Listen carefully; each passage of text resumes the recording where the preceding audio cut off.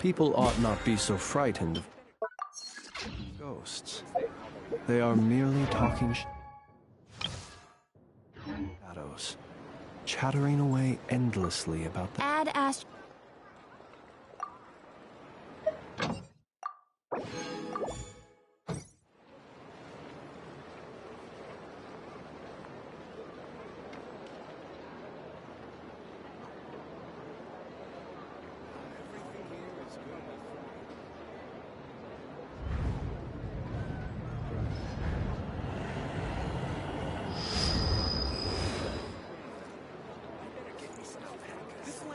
nothing but promise for adventurers from all walks of life.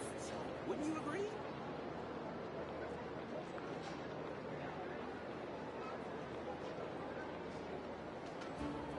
Everything here is good enough for me.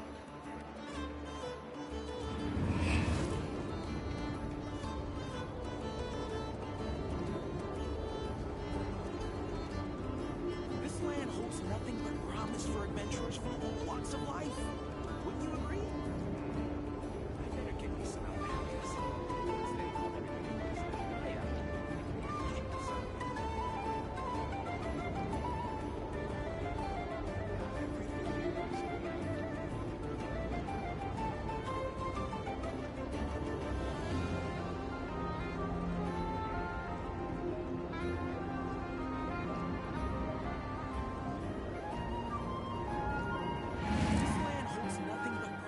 Adventurers from all walks of life. Wouldn't you agree? Get me some alpacas.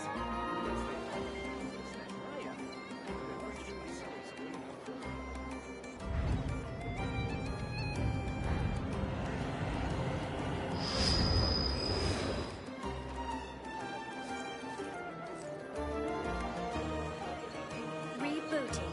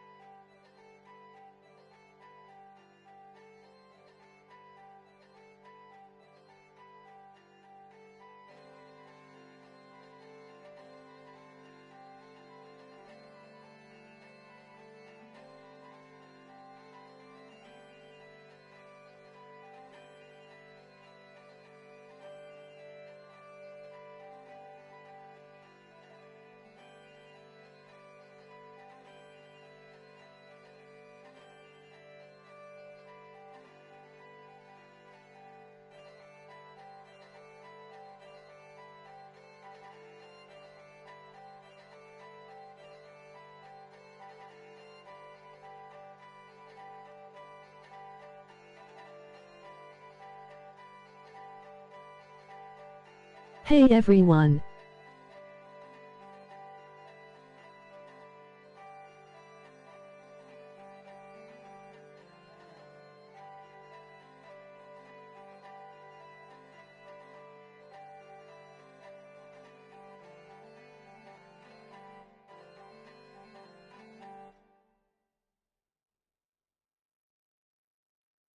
Today we are going to be going through the Luna 2 flagship event in its entirety.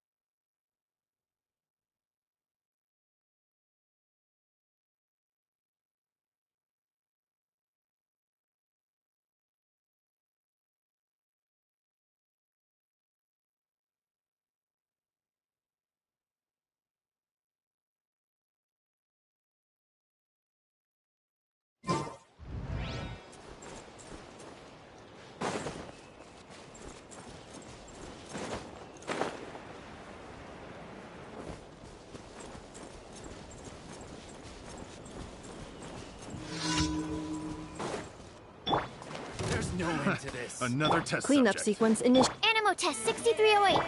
Be silent. Close your eyes.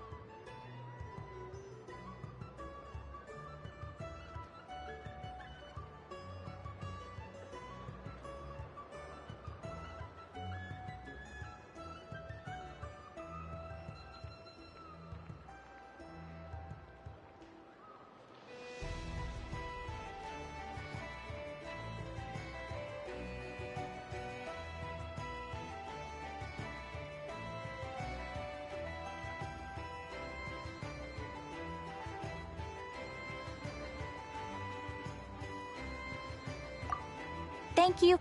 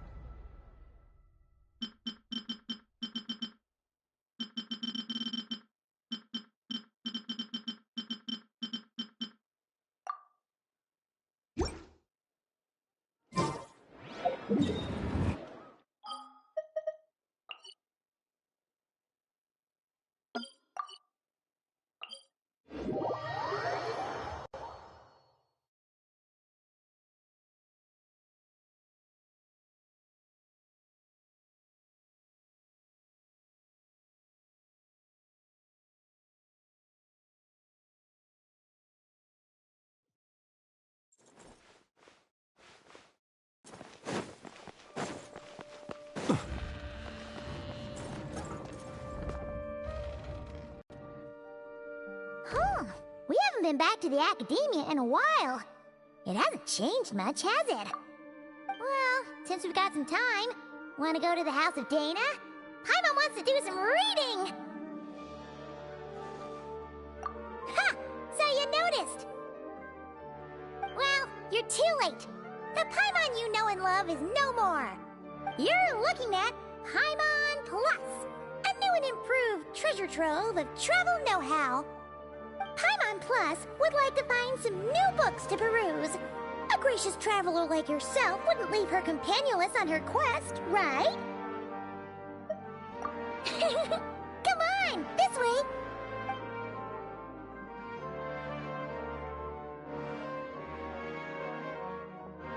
Oh hey! It's Kale and Cyrus! Wonder what's going on. Let's go see! Well... You know what they say? Learning is a lifelong quest. Which means there's always another chance to read a book. But you never know when the next chance to reunite with an old friend will come along.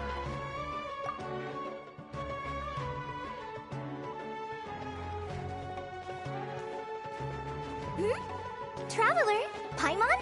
You're back in Sumeru? Oh, hello, you two. It's been a while. Looking to spend time with some old friends? Yep. We saw some familiar faces, so we came to say hi. Ha! You must be mistaken.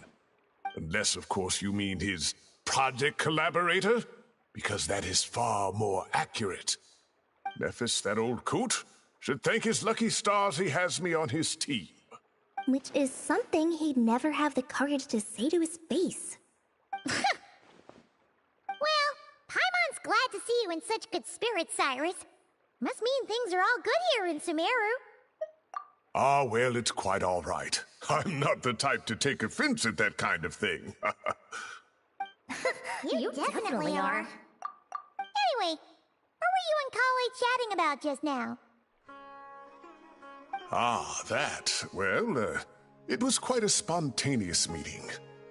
I was leaving the sage's office when I spotted Kole in conversation with a Mahamata, and it looked serious. I thought something bad might have happened, so I hurried over as soon as the conversation ended. But as it turns out, our Kole is moving up in the world. The academia even hired her as a consultant. Wow! That's incredible! Oh, it's nothing, really. Look at that, so humble. Takes after me, she does. Not at all. Not at all. No, wait. I didn't mean that to sound like I don't think you're humble, Mr. Cyrus, because of course you are. I just,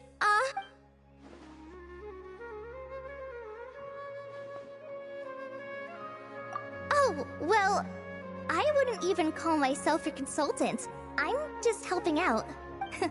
Now that the new semester has started, a lot of students and scholars are doing fieldwork for their research. But it can be dangerous for those who don't have a lot of experience in the wild. So, the academia is planning to establish an agency that provides guidance on outdoor survival and rescue for people who need it. Oh, Paimon gets it! So, rainforest survival as a representative of the forest rangers. Yeah, pretty much. Of course, when it comes to tips on deciphering mechanisms or defeating monsters, that's for people who are far more senior than me to handle. And speaking of which, since we're short on manpower, the person in charge at the academia said we're still accepting newcomers. If you're interested, you're welcome to join and share your insights. Ah, seizing the moment. Well done, Cole. Recruiting someone as capable as the Traveler is a great idea. Oh, and just between the four of us, the academia has set aside a generous amount of funding for this project. Well, since Kali's thrown her hat in the ring, we should help out too. What do you say, Traveler? Great! We're all supposed to meet up in Aru Village later, so I guess we'll regroup there. I was kinda worried, since Master Tainari isn't around to help this time, but now I feel much better. Yeah, even if you don't trust the academia's eye for talent, you can trust ours for sure. And mine, of course. I have as good an eye for people as I do for tomatoes. Well, there you have it. Thanks, everyone. Oh, speaking of Tainari, how are things with him and the others? Good, thanks. All the forest rangers are doing great. Oh, but Master Tainari did mention that Sino and Sethos were heading to Gandharvaville. I'm not sure if it's for work or something else. Huh, knowing them, could just be to play some cards. I'm not sure. Apparently Sethos is bringing someone else with him too. But with my academia commitment, I didn't have time to ask for more details. Huh, well now Paimon's curious. Should we go check things out, Traveler? That's true, and I'm sure they've missed you. Now that is how it should be between friends. Getting together to play cards or enjoy a meal. Yet here I am, stuck with Nephis, who only ever calls to talk about research. Well, I won't delay your reunion any longer. Until next time. Goodbye, Mr. Cyrus. Take care.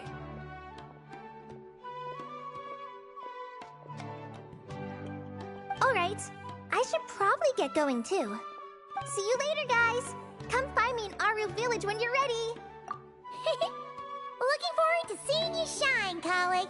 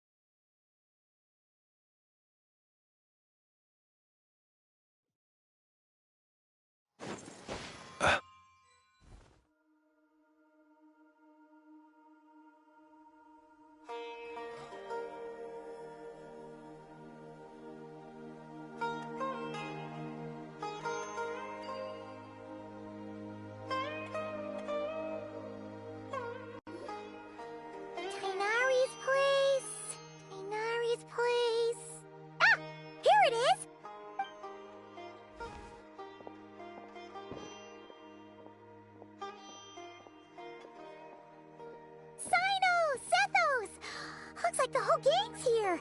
Oh, and Layla's here too. But, oh, she doesn't look too good. Did something happen? Ah, Paimon, Traveler. It's good to see you. I'd welcome you like a proper host, but I'm a bit busy at the moment. Apologies. No need to look that worried. My observations indicate Miss Layla's condition has improved quite a bit. There's no danger to her mind. She's just fatigued and needs some rest. Excuse me for a moment while I blend some calming incense. I'll let you two explain the situation. All right. What happened was, Sethos and a few members of the Temple of Silence rescued Layla, who was out in the desert trapped in a state of delirium. She had to be rescued? Oh, that sounds bad. That's all you're gonna say about it, Sino? I mean, we don't want people jumping to conclusions. That's all I can say about it. The person involved is unable to explain what happened to her, so we're limited in what we know. Sorry. My head... still dizzy. The moons... Exactly how many are there? She's been repeating that phrase over and over again, but she can't seem to remember what happened to her.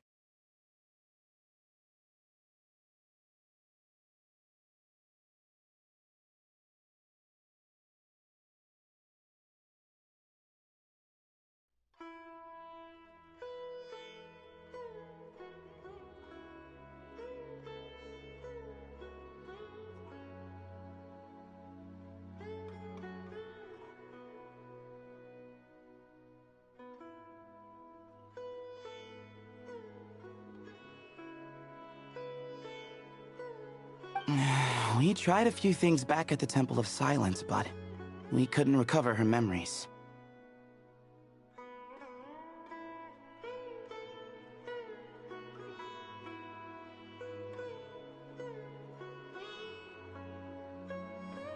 Her symptoms are kind of similar to researchers in the Satyavada life state. So we brought her to Tainari to see if our veteran forest watcher had any other ideas.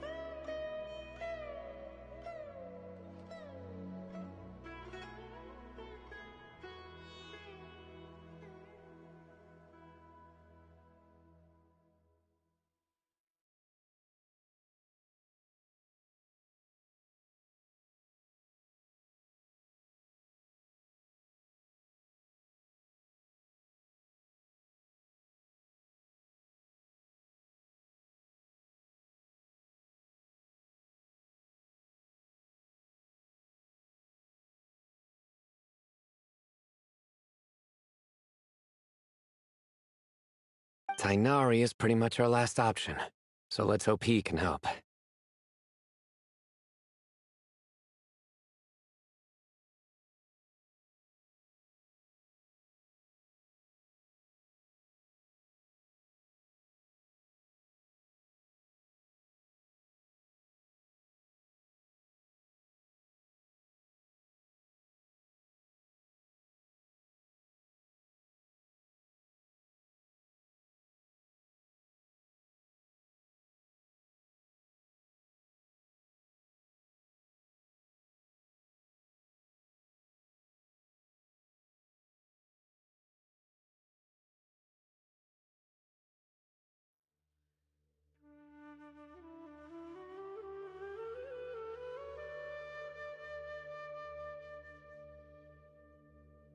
The good news is, even if restoring her memory is a no-go, we can help with the headache at least.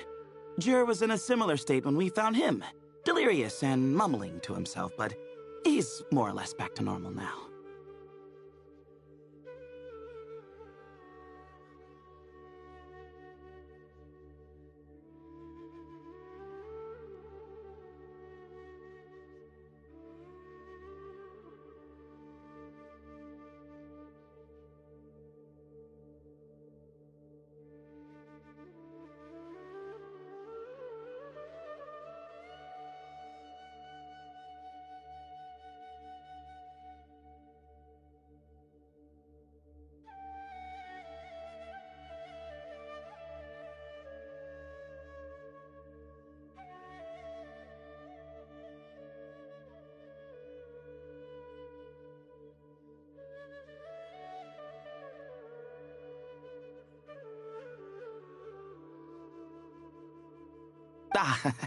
Sorry, I should give you some context first, huh?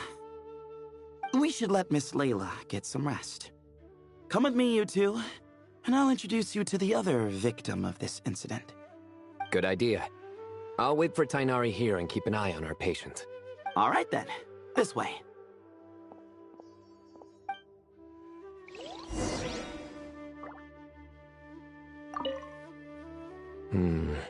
Something strange is going on.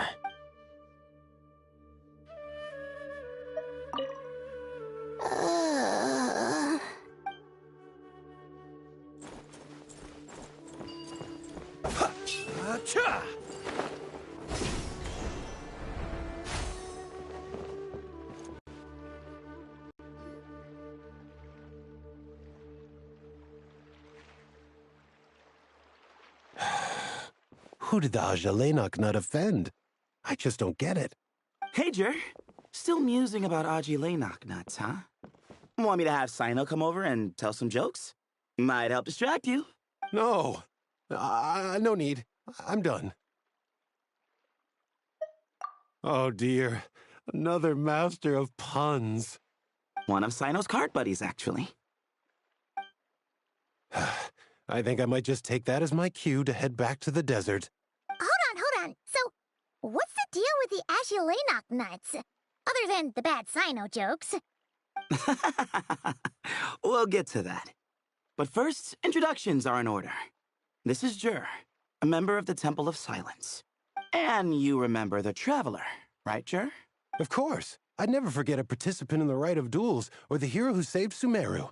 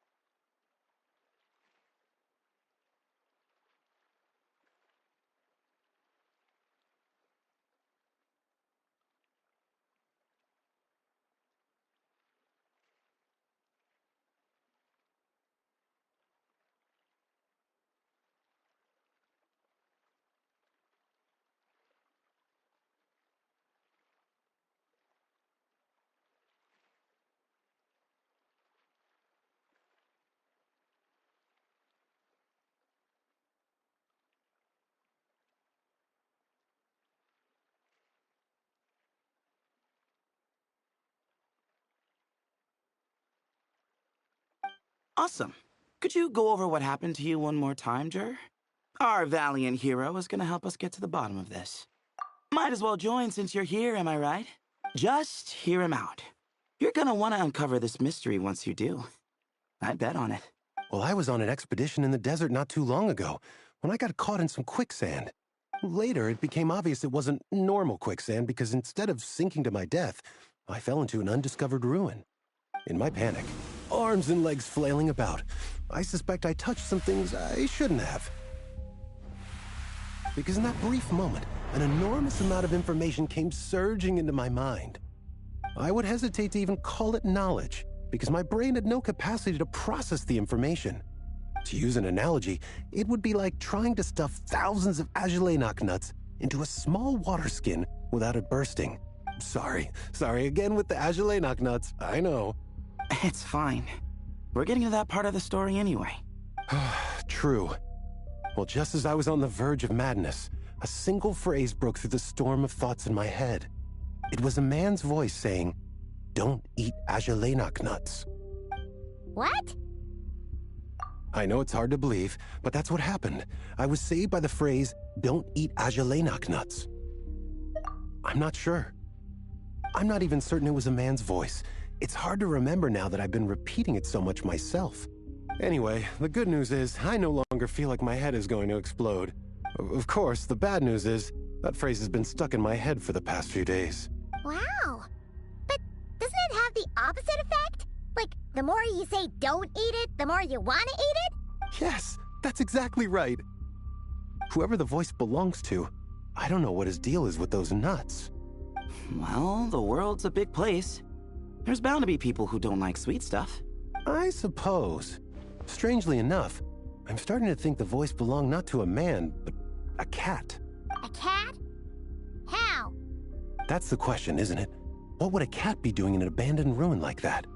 Just as my mind was reaching its breaking point, I could have sworn I heard the sound of a cat guiding me to exit. But when I came to, all I saw was endless desert, and Sethos shaking me in a desperate attempt to wake me up. I'll admit, it was pretty terrifying seeing you like that. Staring off into space and mumbling about Aji nuts. You sure don't sound terrified.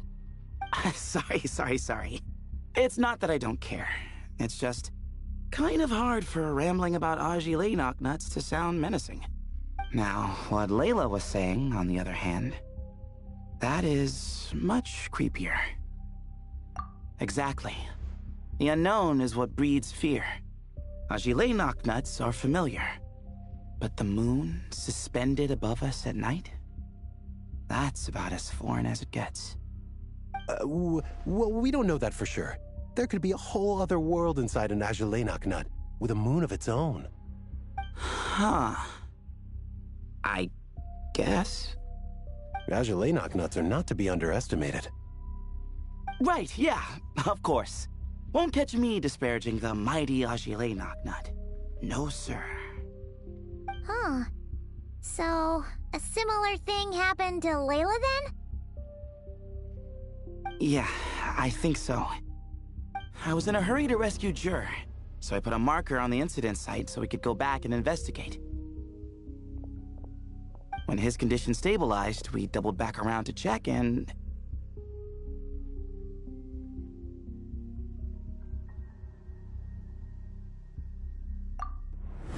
Exactly. Multiple victims with the same symptoms at the same location. It wasn't hard to conclude that something is seriously wrong with that place. So, after we got Layla out of there, I had the Temple of Silence put up a warning sign at the scene and send patrols to watch the area. Speaking of, Sino, Tighnari, and I are going to head back there and investigate once Layla is stable. So, as per usual, you're here just in time. That's for sure. But there's another reason I want Sino and Tighnari involved in this. Because the story doesn't end there. Right, Jer? Oh, yes. Where was I? The Aji nuts butted in and I... Right. Yes, the cat. As I followed the cat noises, the voice said something else. So, there are those from Tula who still endure. I thought that was strange, of course, because, well, was the voice referring to me? Records of my ancestry are rather sparse, so I'm not sure if my bloodline even traces back to that place. That's right. The Temple of Silence's place of origin, and the home of Tighnari's people.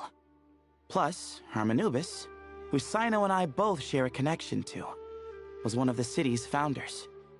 As the temple's current leader, if something strange happens in the desert, it's my job to get to the bottom of it. But it turns out, a lot of people have a horse in this race, and I'm not leaving any of them out. See? Knew you'd join. But yeah, that's all we know about Jur's situation. Tighnari should be done on his end. Let's head back and check on Miss Layla.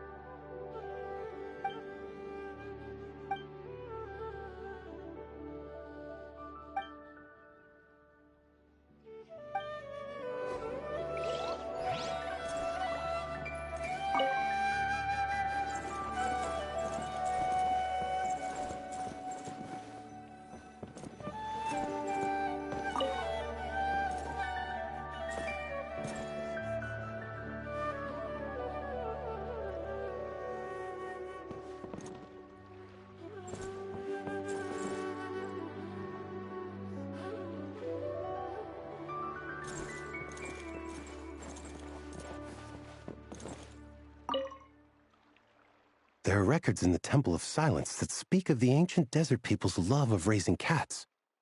Perhaps I encountered some ancestral cat spirit, long since passed on.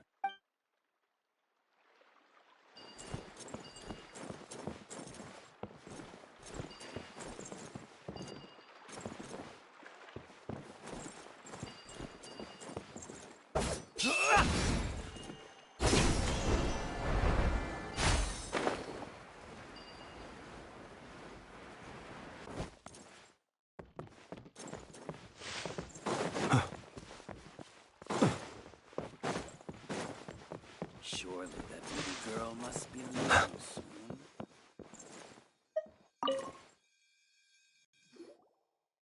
How are you feeling?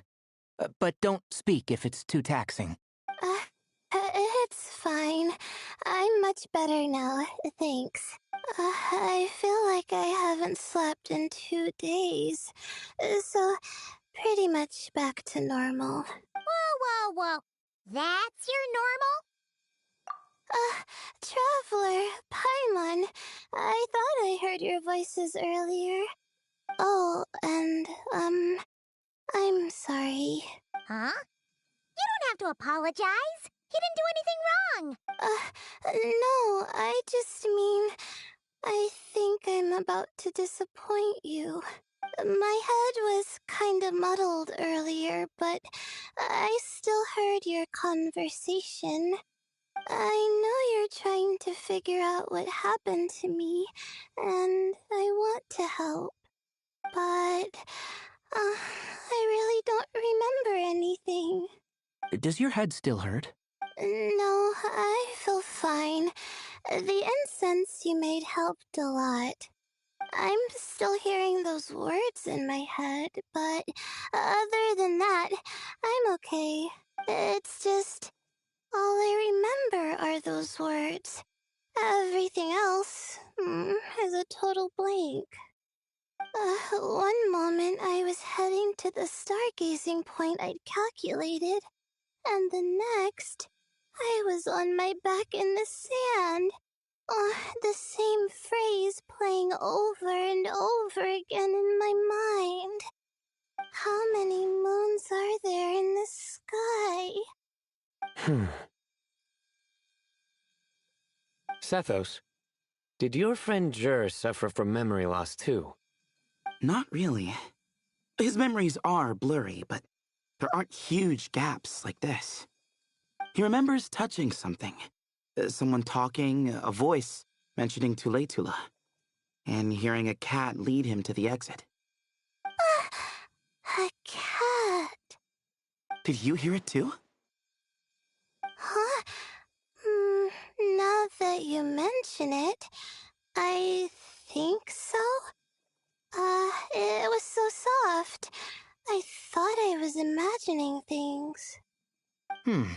Which means, at the very least, what the two of you experienced while escaping the ruin is consistent. A single sentence repeating in your heads, and the faint sound of a cat.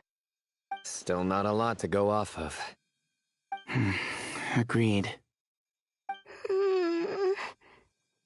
Oh, is your head hurting again, Layla?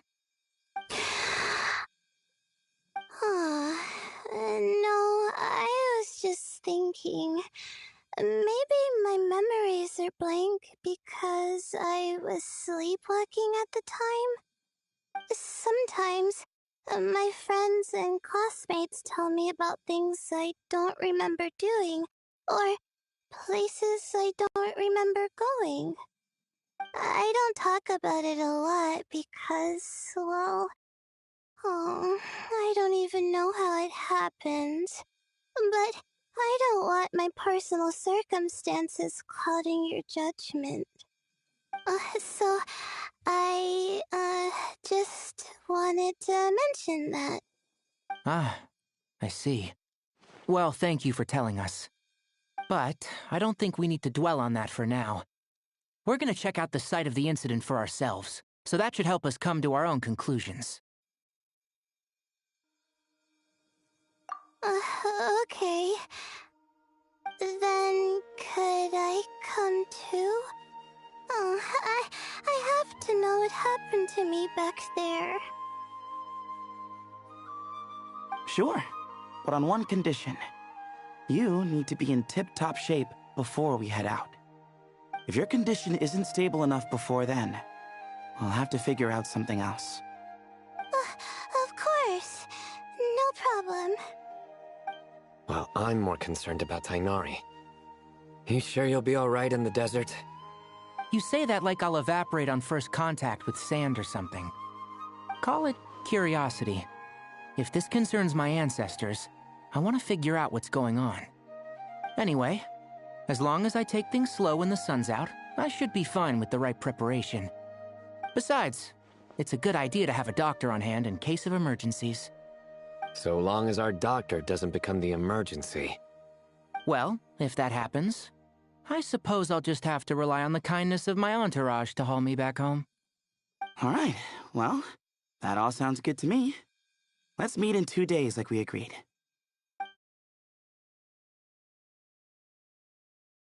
Jer and I are gonna head back to the Temple of Silence and do some research in the meantime. See you in a couple days. Sounds good.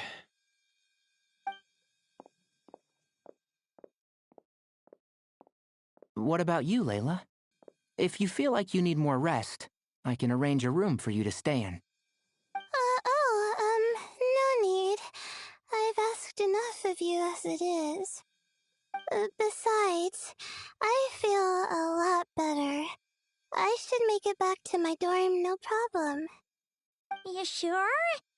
Don't push it too hard, or you might end up sleepwalking along the way. Don't worry, I'll be fine. I have other things I need to do anyway, like letting my advisor and classmates know that I'm fine, adjusting my stargazing schedule, things like that. If I don't get it all done, I doubt I'll be able to sit still, let alone stay here and get some rest. I'm not so sure that's...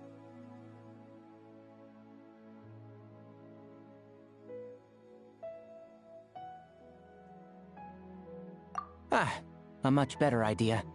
Thank you, Traveler.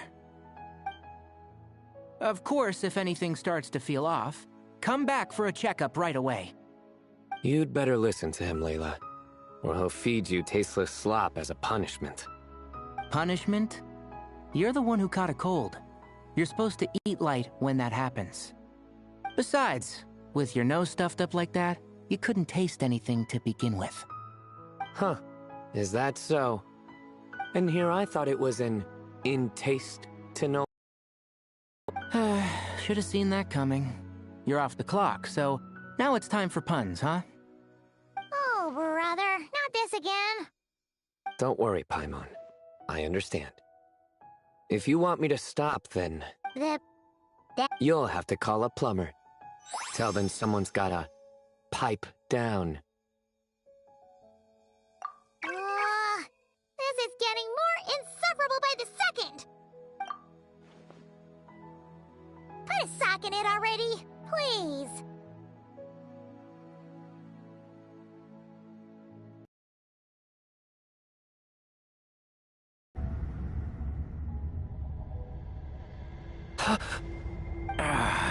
Paimon's done with this game! You win, okay? Let's just get out of here. Please! All right, you stay safe. I'll try to stay sane.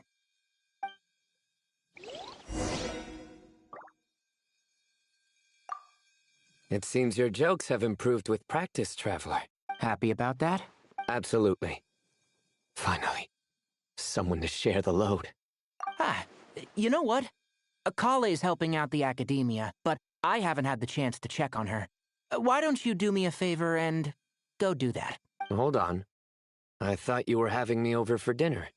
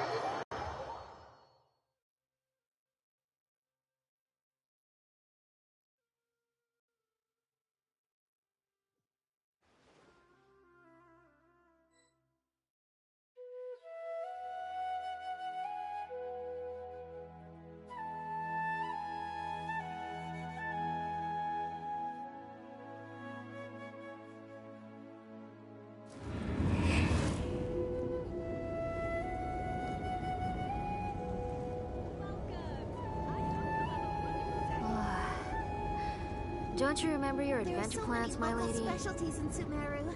I want to buy more.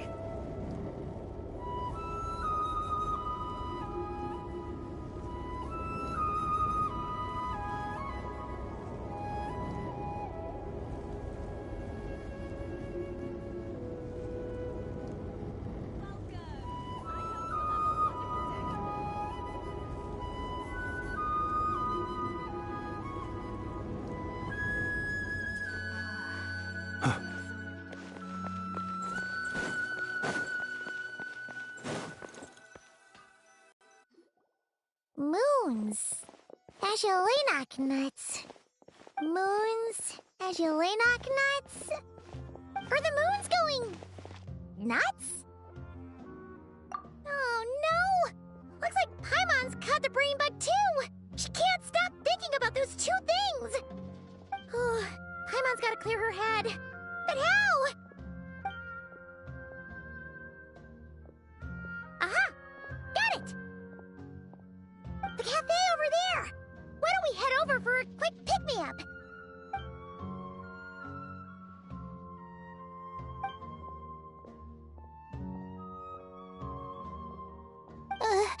Sorry. I feel kinda tired all of a sudden. Wait! Is it because of all Paimon's muttering just now? Oh.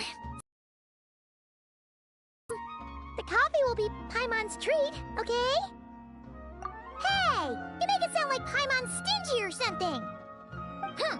Well, she'll just have to show you her true colors. Yeah! Starting now! You sit tight and take care of Layla, Traveler. Paimon's gonna get us some snacks and coffee. Be right back. Don't go anywhere in the meantime.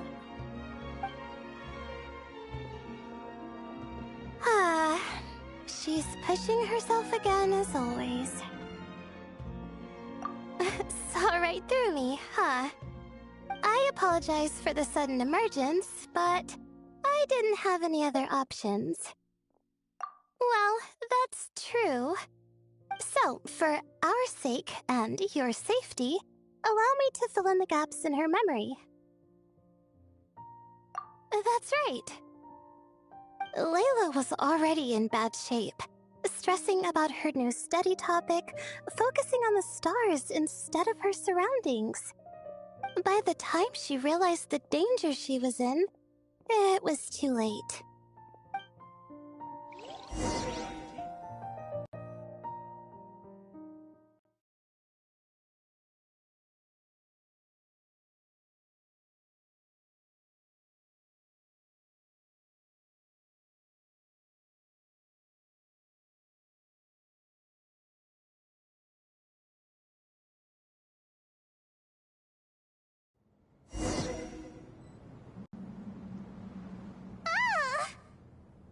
Quicksand near the ideal viewing spot?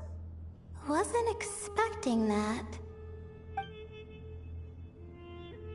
Looks like Layla's been under a lot of pressure lately. She hasn't been paying attention to her surroundings. But why would quicksand lead to a place like this? Well, all in all, looks like a common desert ruin. Guess there's nothing to do but try to find a way out. Oh, Layla, what have you gotten yourself into this time?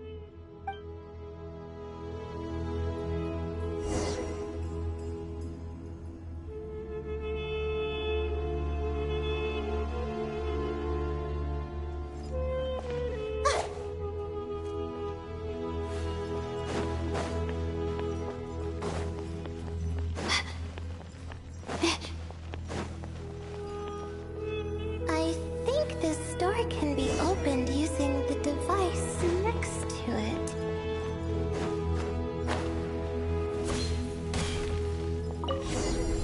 Just like I thought. Ugh, what was that? My head. It hurts. Is Layla waking up? No, that's not it.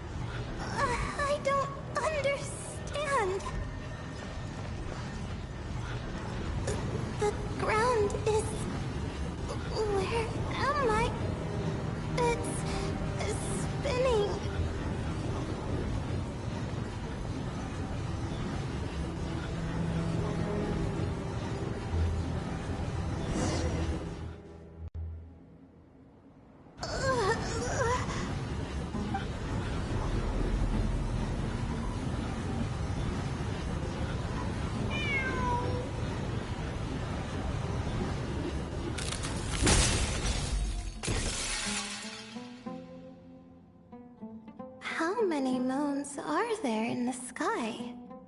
How many moons are there in the sky? Okay, information isn't rushing into my brain anymore. That's good. How many moons are there in the sky? My head hurts, but there are no more dark spots in my vision, and I can see in front of me. Still, how many moons are there in the sky? What's going on? The same thought keeps popping into my head. What does it mean? How many moons are there in the sky? Isn't there just one? A cat? I think there was one earlier, too.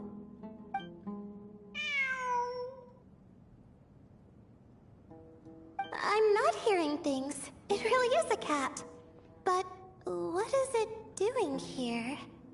How many moons are there? No! Stop it!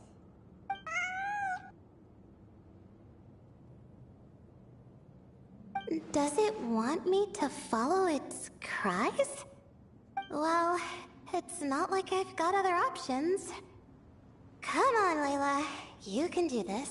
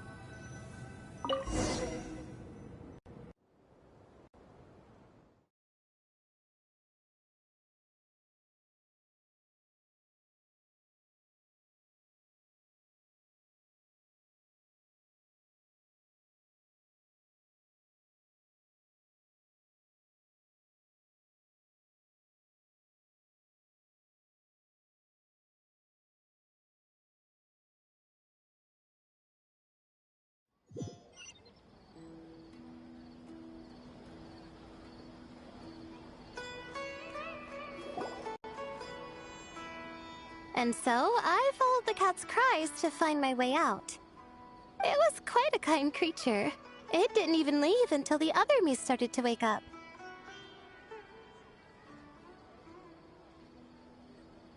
Thinking back, it all started when I touched that device.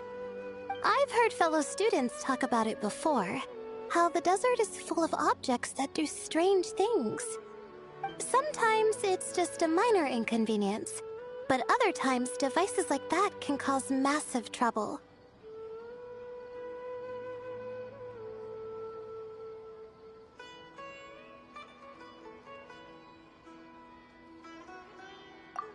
Of course.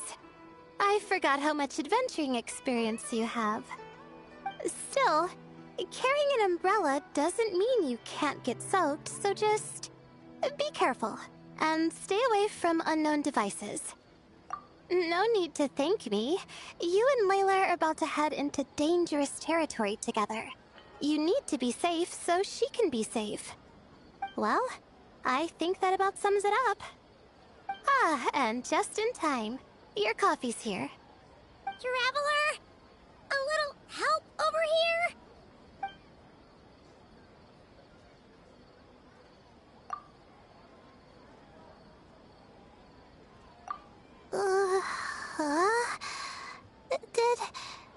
Did I fall asleep? Wow!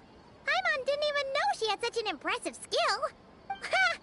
Does that mean since Paimon bought this coffee, it would just make you sleepier? A beverage that puts people to sleep. Better saved for work hours, I think. What? So you can nap on the job? Who does that? Huh? Oh.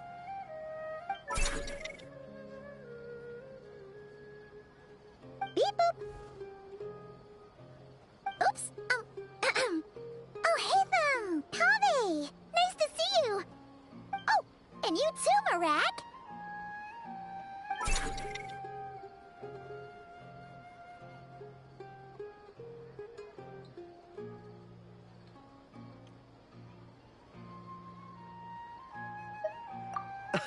Sorry. Hope we're not interrupting anything. Miss Layla, you don't look so good. Is everything all right?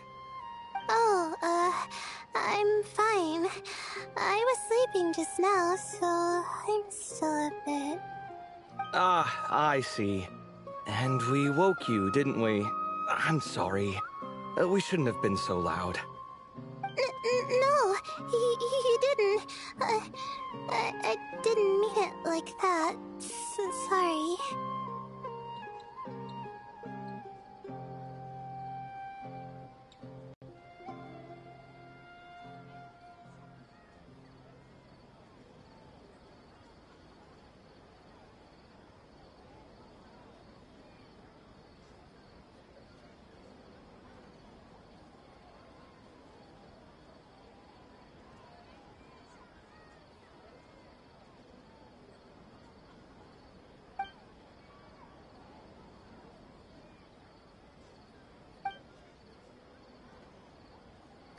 Where are you going? You just got here! I'm going to do what I came here to do. Which is? Buy coffee beans.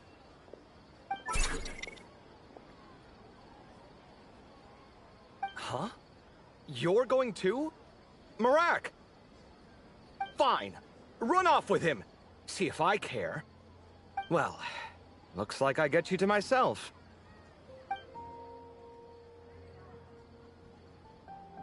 It's been a while, hasn't it? How have you been?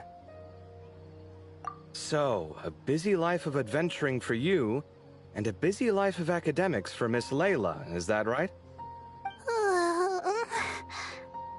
Oh, is something wrong? Ah, the desert's not always the friendliest place, that's for sure. And from the look on your faces, I'm guessing this problem's not resolved?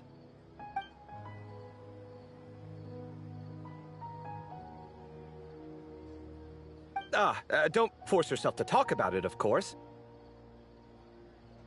But I've worked on several projects in the desert before, so if there's anything I can do to help, just say the word. No, I don't have anything to hide. It's just... complicated, so explaining might take time. Ah, well, lucky for us, I've got that in spades. Yes, you have been quite sedentary recently. Excuse me? I've been going about work as normal, thank you. And, might I add, you do way less work than me. I do the amount of work that is required of me. Ah, yes, you and your stellar work ethic. The stuff of legends.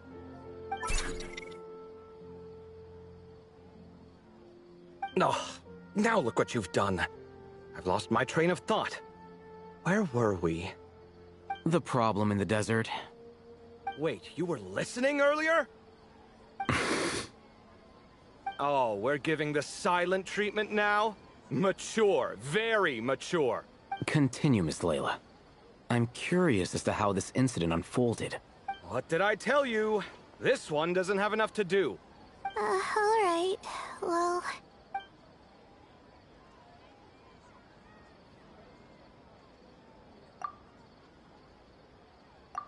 Could you still use some extra hands on this investigation team of yours? Huh?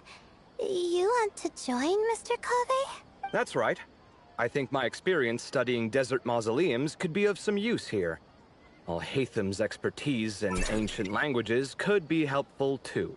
Besides, I consider you all to be my friends, and friends are supposed to help each other out. Wait, I'm involved in this now? Oh, please, I know you. Half the battle was over the minute you said you were curious. We couldn't stop you from joining if we tried. Well, you've got me there. Besides...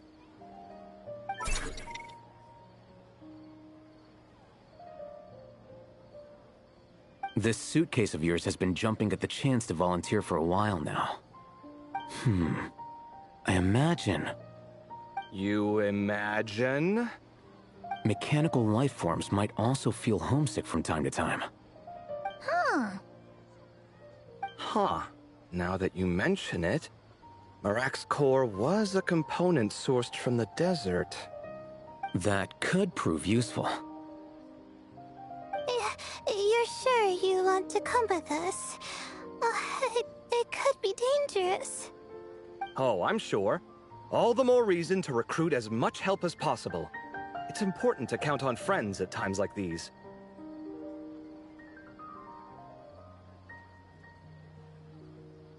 Our pleasure. It's a plan, then.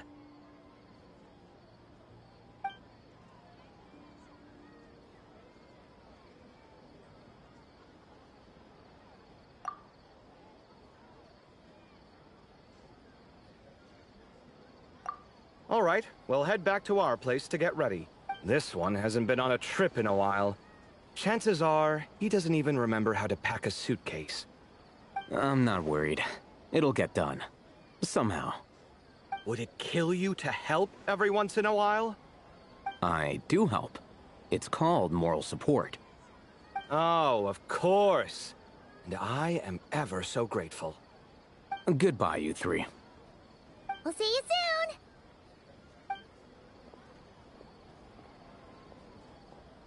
Oh, and Kaveh, your coffee beans! You were too busy glaring at Alhaitham, you almost forgot them!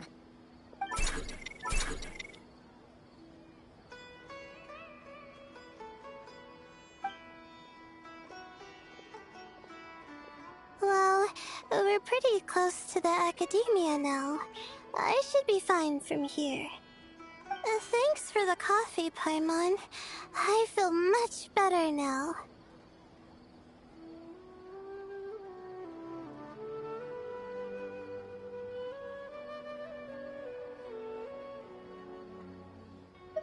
Right.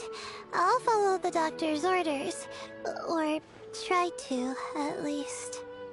With the blessing of the stars, I hope we all get a good night's sleep.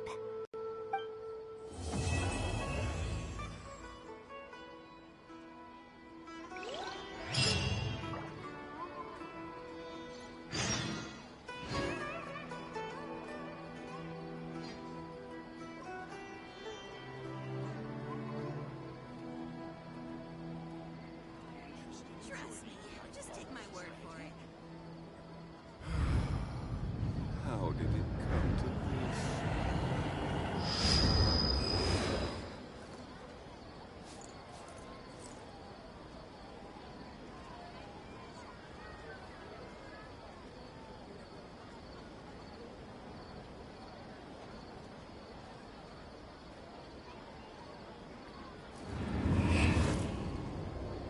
Trust me, just take my word for it.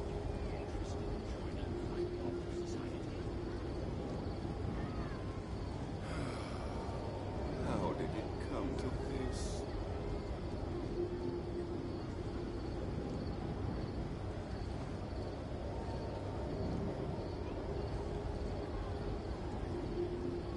Trust me, just take my word for it.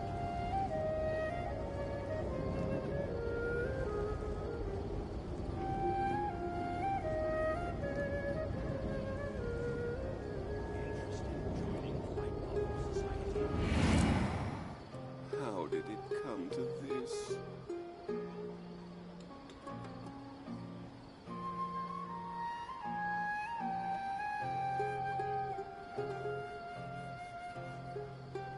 Trust me, just take my word for it.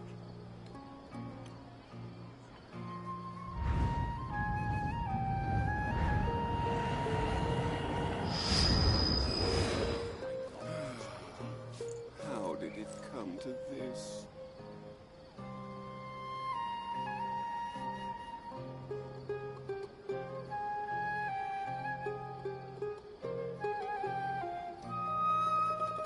Trust me, just take my word for it.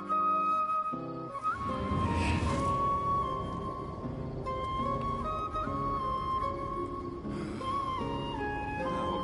come to this?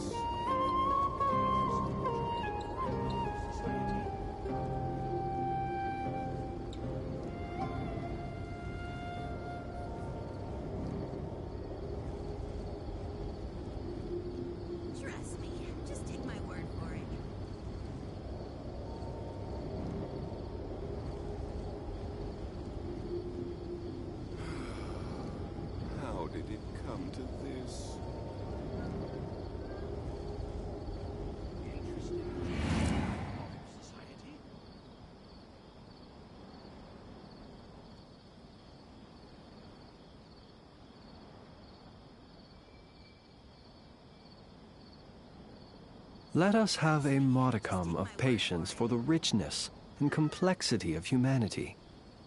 The wanton cruelty of the few is not worth our ire. How did it come to this?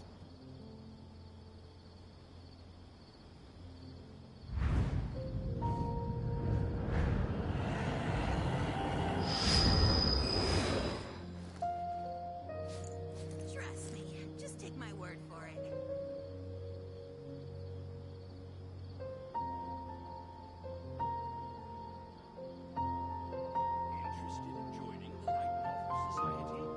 People ought not be so frightened of ghosts.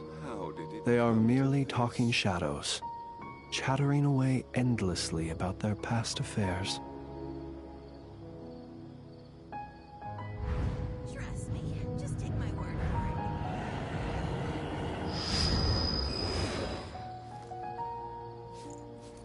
Interested in joining the Light Novel Society?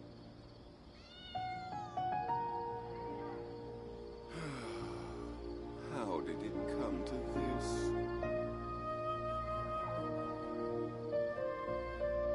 Trust me, just take my word. He who wishes to peer into the abyss needs simply to wander through Nodcry on a misty night.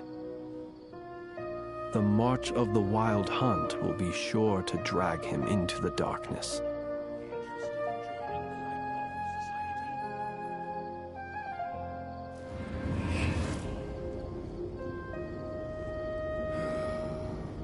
How did it Trust come me, to just this? take my word for it.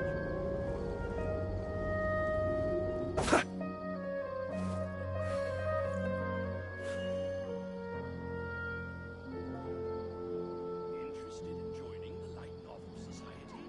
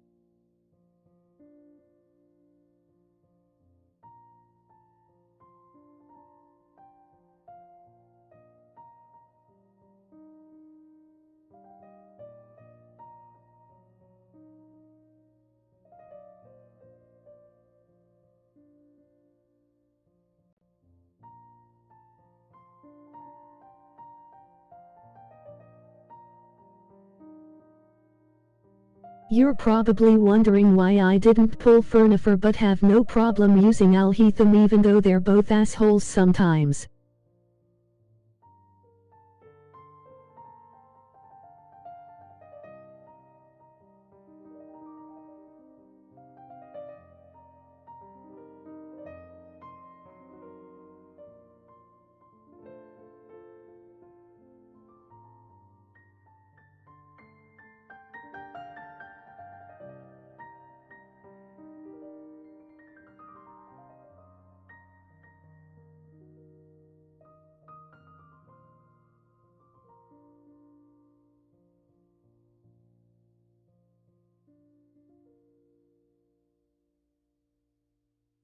At least with Alhethum, you don't lose money or potentially your life talking to him, and he doesn't go out of his way to screw people over.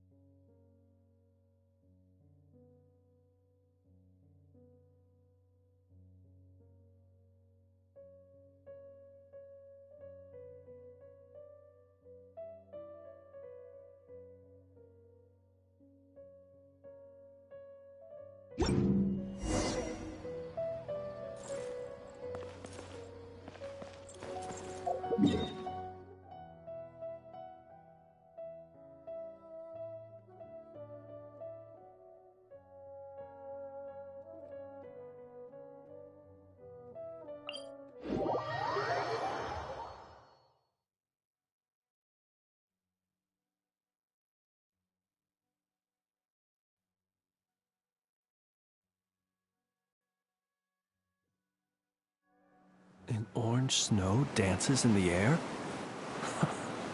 So this is the fabled desert.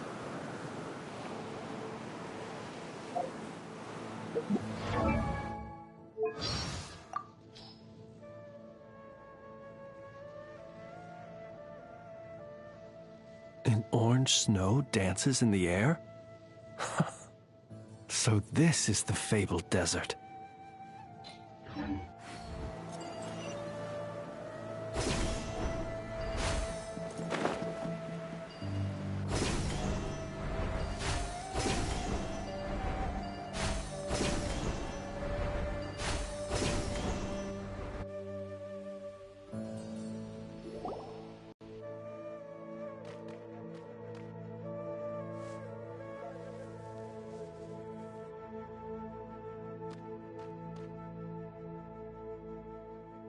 Looking at the map, we should be getting close.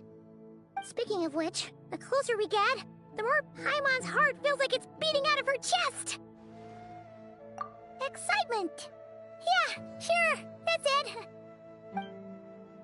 Oh look, it's Tainari and the others.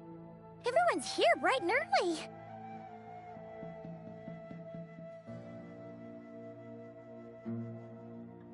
Yeah, the desert's a pretty harsh environment. Better to travel at night and beat the heat. Hey everyone, we're here! Ah, right on time.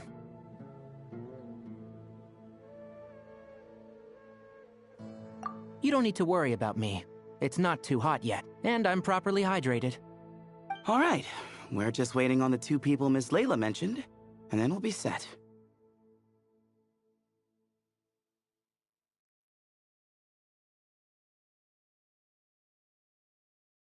He's staying behind. If we don't make it back after a certain time, he'll be in charge of rescue operations. You can count on me. Nice! You thought of everything! Oh, and Cyrus said he'll be in Aru Village, so he's also available if we need help. Haha! Amazing! Having people to watch her back is making Paimon a lot less nervous. Yeah, I did. After hearing about what happened, my advisor gave me some time off to rest. So, my studies are on hold for now. Then, does your advisor know you're back in the desert to investigate? Yes, but I was only allowed to come after I mentioned that General Mahamatra would be there too. Haha! Quite the reputation you've got there, Sino.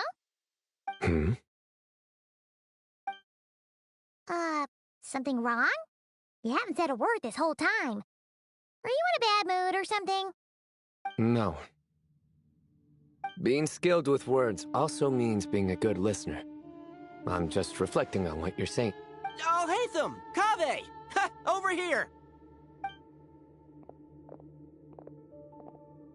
Darn it. I was just setting up a brilliant... Yeah. I'm sure you'll find another chance. The important thing is, Our scribe and our renowned architect are here at last. High praise. But wait, why am I renowned and not him? He's just as famous as Sino, Dia, or Nilu. That just means your level of fame is even greater. How could a lowly scribe hold a candle to you? Lowly scribe? Please. All those strings you pulled to get those new books from the House of Dana? What do you call that? Borrowing. Anyone with an employee ID can do it. Uh-huh, yeah. The House of Dana bends over backwards for just anyone, does it? Send a report to Lesser Lord Kusanali, then. Let her know someone at the Academia is abusing their position. Hey! I never said abusing! Impressive verbal sparring, as always.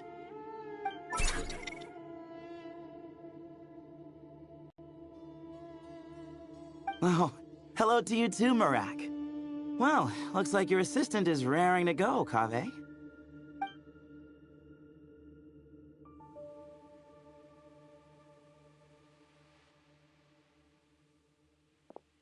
So, I say we get this show on the road. No sense delaying the inevitable.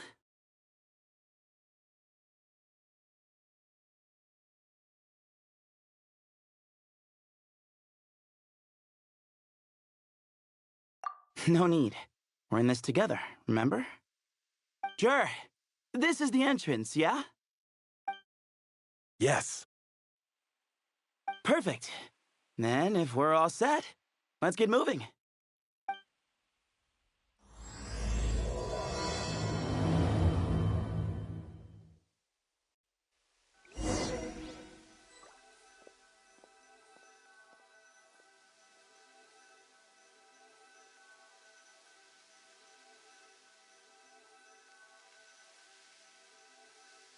People ought not be so frightened of ghosts. They are merely talking shadows, chattering away endlessly about their past affairs.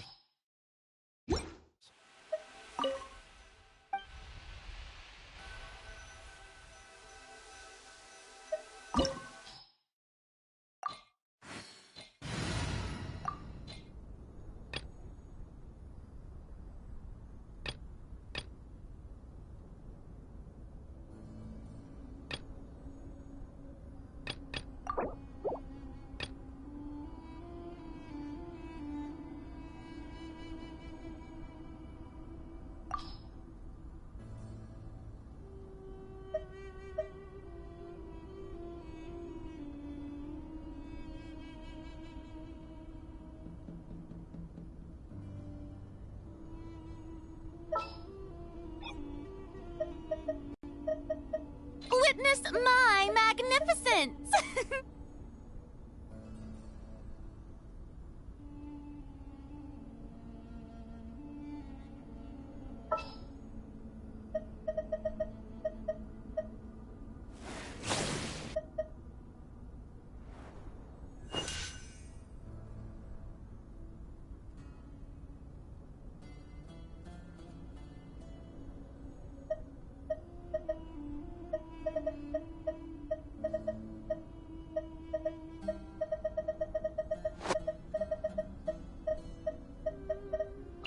What'd they do this time?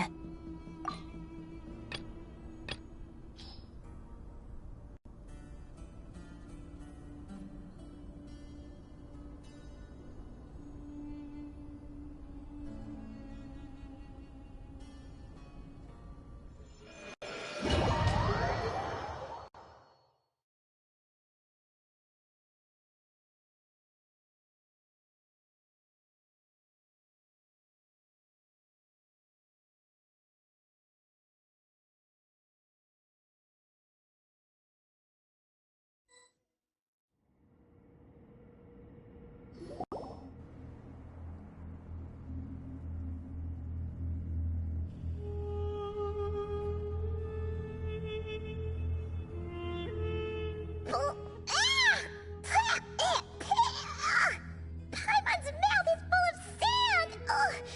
So that's what falling into quicksand feels like? If this was quicksand, we would have struggled to breathe. No. I think this was regular sand. And we didn't sink into it. We fell through it. Into this place. Agreed. In other words, sounds like a you problem, Paimon. Ha ha, very funny.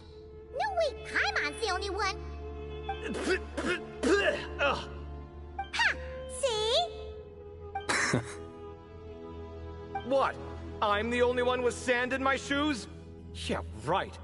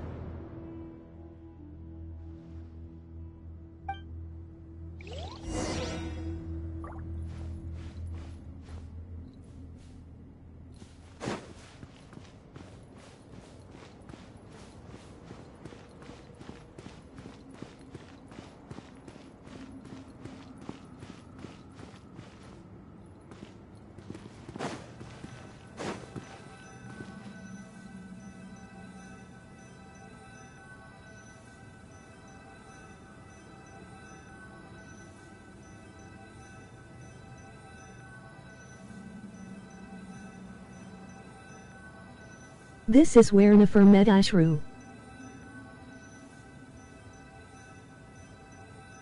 Wait. Huh? No. Whatever.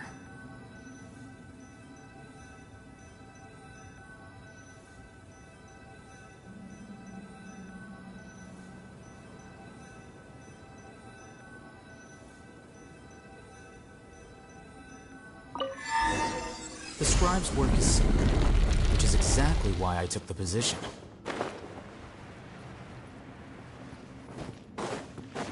Whoa! There are monsters here?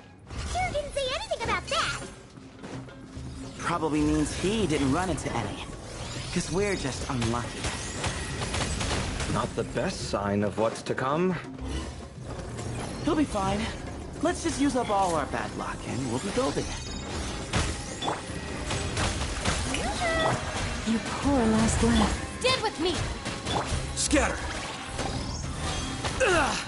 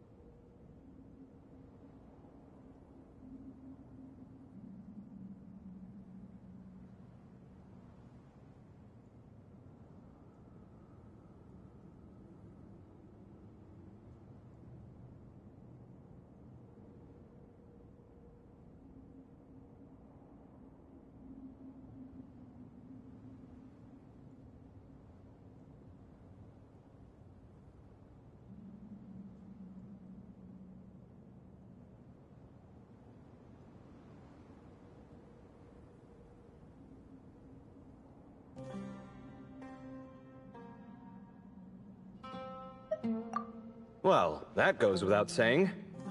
Fair point. There's just one problem, though. The only way forward is through that door. Oh! Is it time to hunt for a key? Paimon loves this part. Don't worry. With our adventuring experience, we'll find it no problem. Let's get searching!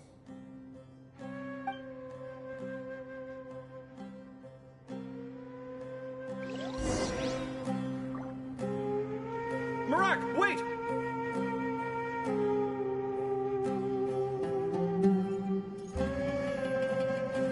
Wait. Huh? No. Whatever.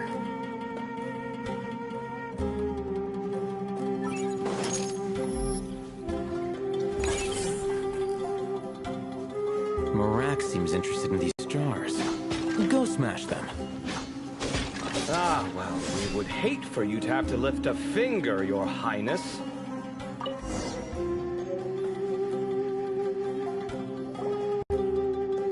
Marak, this isn't really your old home, is it?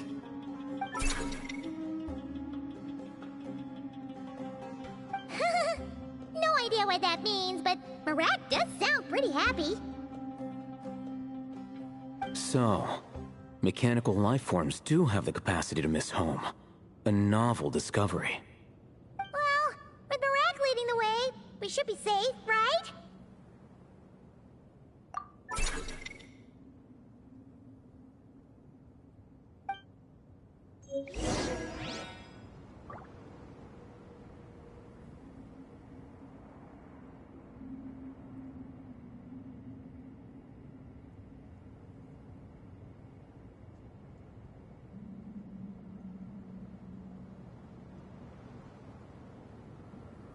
Book learning alone is not enough to cultivate intelligence. All those scholars in the academia are prime examples.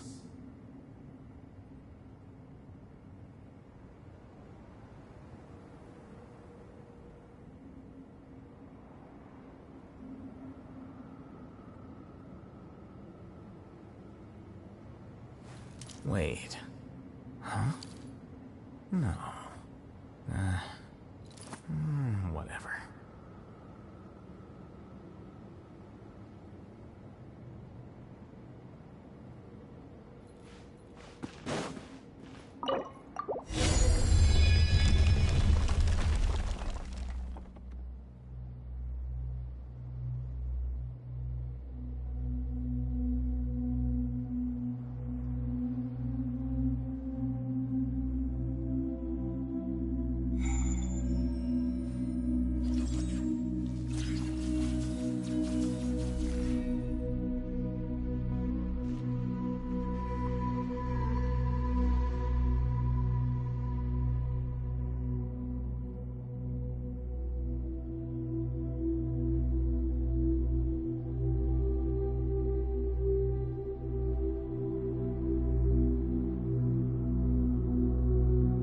Wait.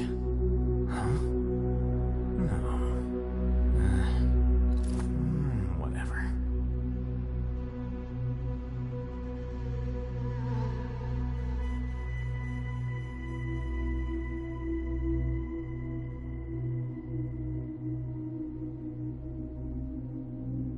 The scribe's work is simple, which is exactly why I took the position.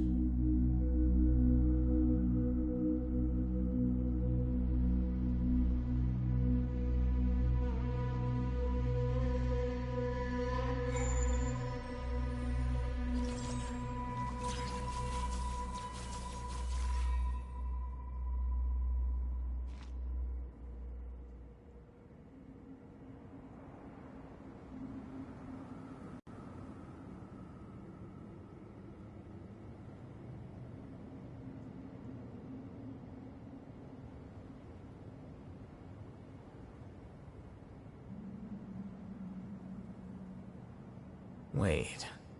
Huh? No. Whatever. Good thing you decided to join, Kaveh. Otherwise, our investigation would have ended at that door. It was nothing that I did. You should thank Marak instead.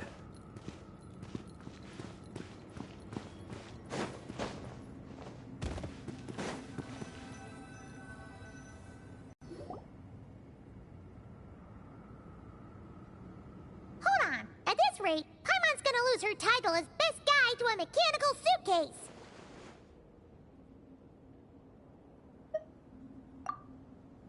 Aw, thanks. Hey, wait. What do you mean, useless? Well, no weird mental symptoms so far. I'll take that as a win. That said...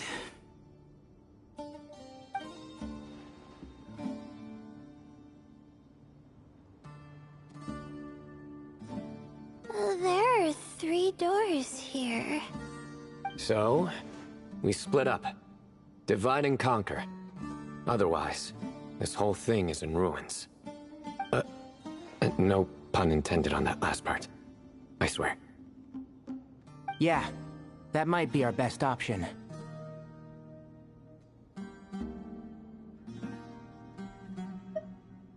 Good idea. And the minute things go south, we go back the way we came. Ooh, this is getting exciting! So, who's teaming up with who? Paimon calls dibs on the Traveler!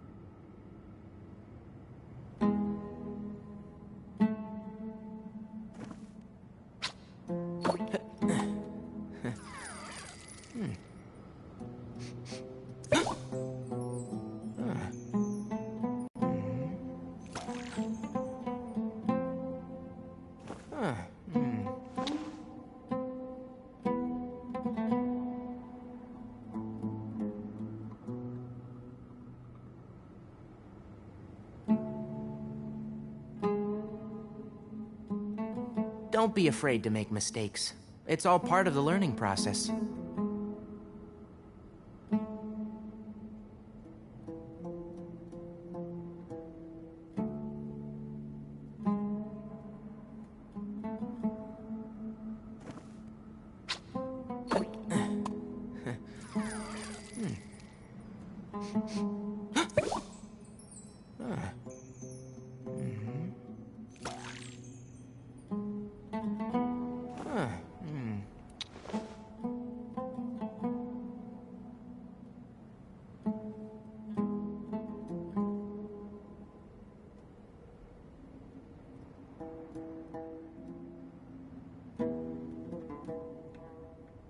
If you press a leaf between dry sheets of paper, you can make an attractive and handy bookmark.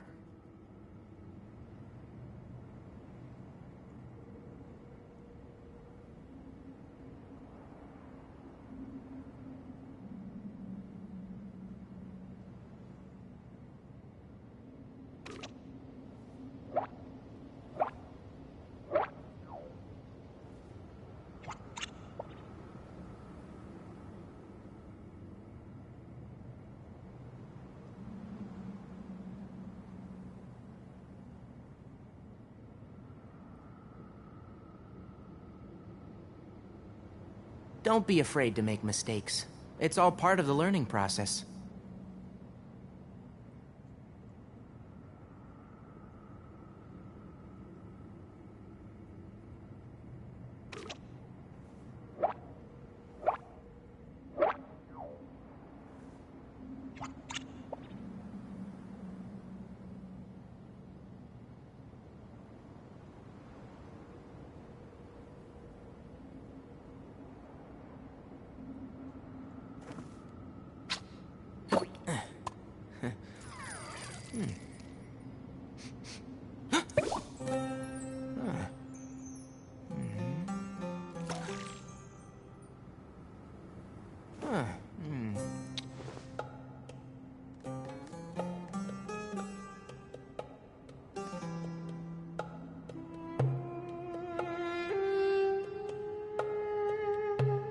If you press a leaf between dry sheets of paper, you can make an attractive and handy bookmark.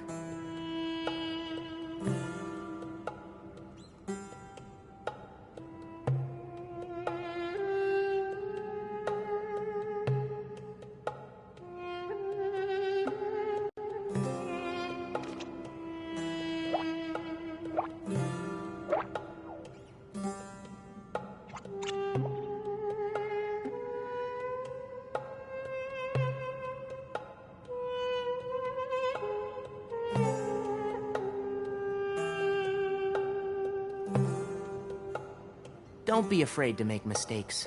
It's all part of the learning process.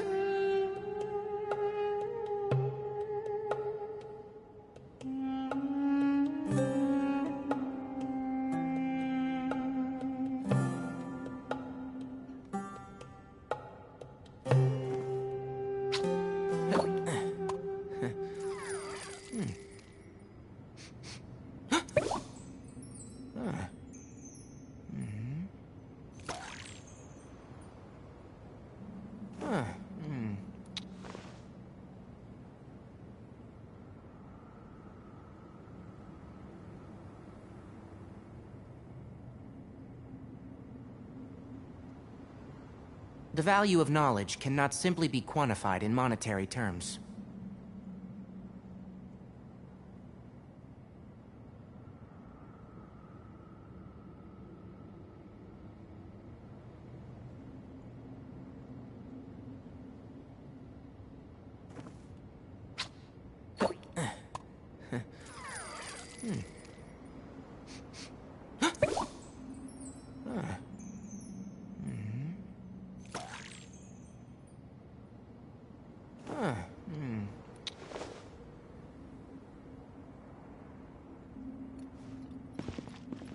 Huh. This takes me back. The last time we were in the desert together, the two of you came all the way out here to gang up on me. Oh? Sounds like someone's holding a grudge. Just what I like to hear. If you're still hung up on that last one, just name the time and place, and we'll have ourselves another thrilling... duel. Huh. What's with the awkward pause? Were you expecting me to stop you from saying something stupid? You two can have 1,000 duels for all I care, after we're done here. For now, focus on the task at hand. Keep up.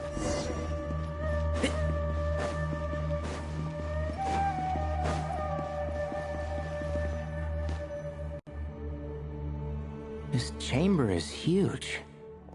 I can't even imagine what it's used for. Oh. What's wrong? I seem to have stepped on some kind of stone slab. Huh. There's a pattern on this, but it's hard to make out with all the dust. Huh?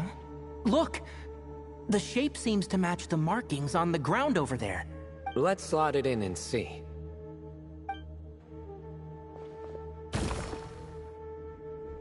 And we have a match.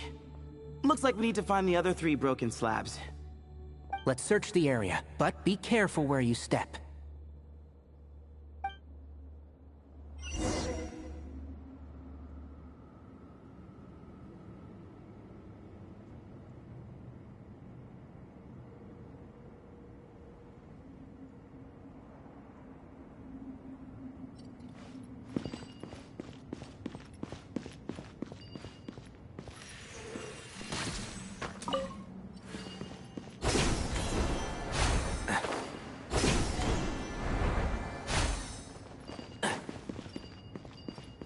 Ooh, got one! Ouch! But watch out! The edges are kind of sharp.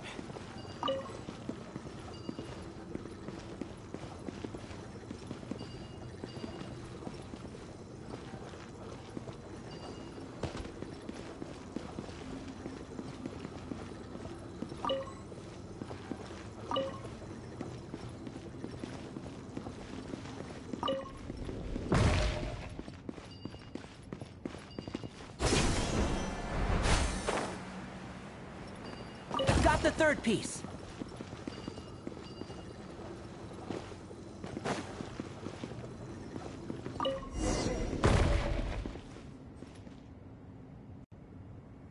We just need one more. Huh. Look! A cat! Could it be the same one Jer mentioned? I don't think we need to worry about startling him. He doesn't seem afraid of people. Yeah. If anything, it seems like he wants us to follow.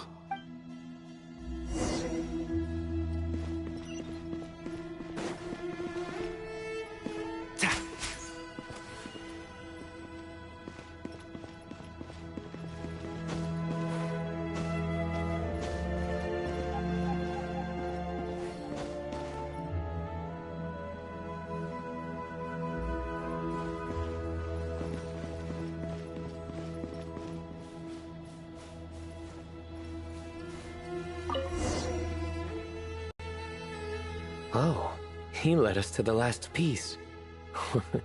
Who's a good kitty? I never thought I'd hear you say something like that. You've clearly never heard how the professor talks to his tomatoes, then.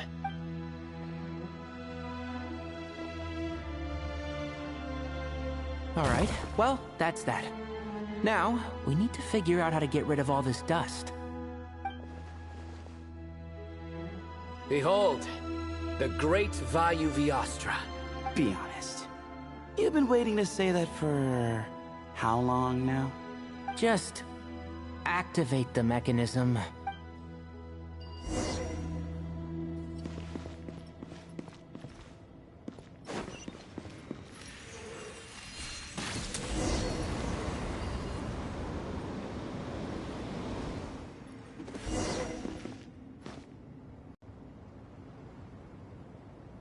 Huh. It worked. It's a picture of... 3 Hermanubises? That can't be right. The ears aren't vertical. Oh, true.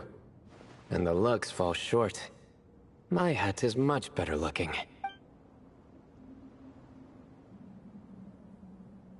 A goat, an ibis, and a crocodile. Oh, wow. Our botanist knows more than just plants. Riveting observation. I was just thinking. These 3 figures look a lot like the 7 pillars of King Deshret. That's right. These are our colleagues. Our what now? You sure about that? Just kidding. But what I meant by that is, these were Hermanubis' colleagues back then. The middle one is the Goat King Harashef, Minister of Ministers, the god Amun's most trusted chancellor. Records say he was the deputy king of the Desert Sands, chief among the 7 pillars. Someone even more impressive than Hermanubis? I wonder if that ever got his goat. Sorry, couldn't resist.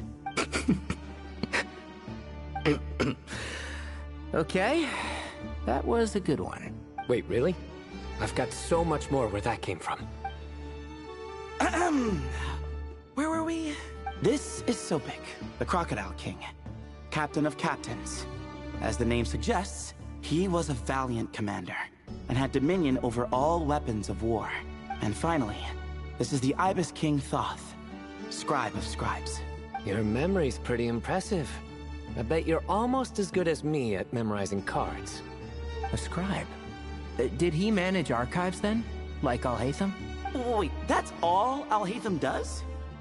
I never knew being an academia scribe was such a cushy job. Well, that's how his friend put it, anyway. But it does seem like he has a lot of free time. Well, I don't know much about the academia, but I'm sure the Ibis King had more responsibilities than that. The temple's records say he represented the wisest aspects of King Deshret, inventing the desert script and arcane arts at his king's command. He must have been quite the impressive man, then. Or creature, depending on how you look at it. Still, why are these 3 the only ones represented here? What about the other pillars of King Deshret? Maybe because the 3 of them were extra close? Huh. Kinda like us. Oh yeah! Maybe we should have someone inscribe us on a commemorative stone slab too. Or we could just take a picture. It would serve the same purpose. Anyway, no more distractions. Huh. Doesn't it look like there's writing carved into the corner? Huh. There is. And it's in the ancient desert script too. Looks like the Ibis King left you some homework. Give me a sec. I'll try and translate it. The ministers are unvirtuous. The scribes unwise. The captains unworthy. My end is not humanity's end. Hereby bestow upon you all the far side of eternity. Wait, so they went to Aru? It doesn't sound like it was their idea. The far side of eternity is said to be the final land of dreams for all desert dwellers. But if such a place did exist, wouldn't it also be an inescapable prison? Yes, and based on the writing here, it's clear King Deshret wasn't pleased with these 3. This gift he bestowed upon them seems more like a punishment. Such is the power of a king, I suppose. Which means the goat's the one who got in the end. Huh. Yep, not as good the second time. What? Impossible! Well, looks like that's all we can learn here. Should we keep going? Yes, no time to waste.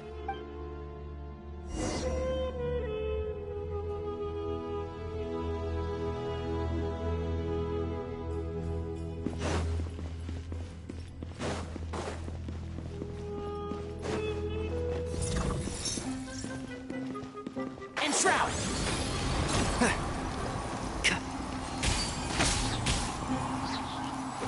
Let's nip that in the bud.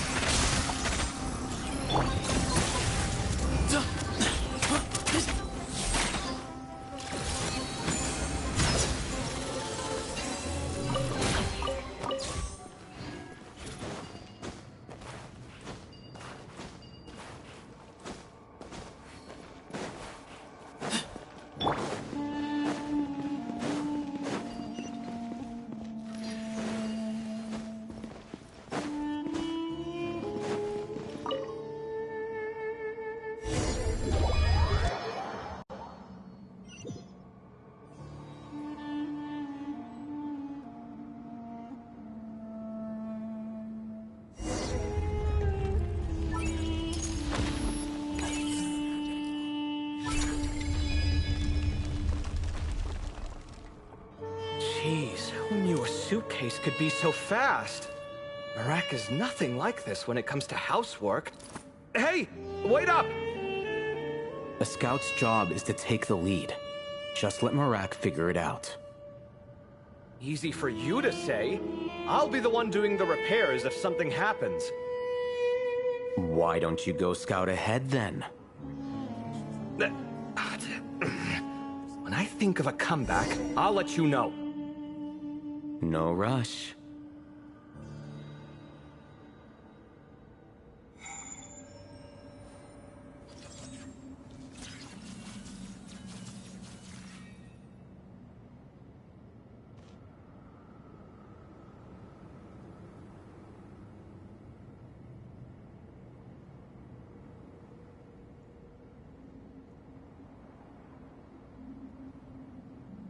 The scribe's work is simple, which is exactly why I took the position.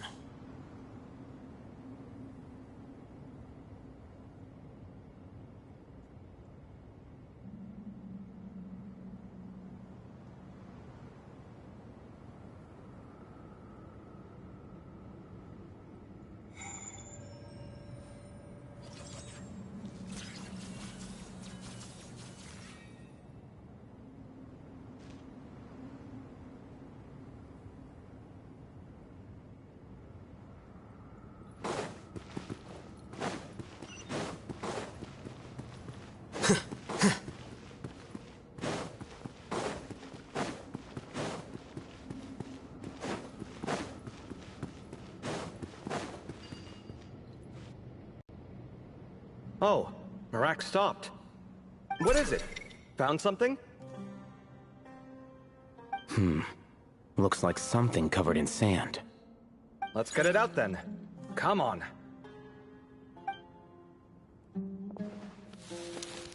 Oh, it's a stone slab. Good job, Marak.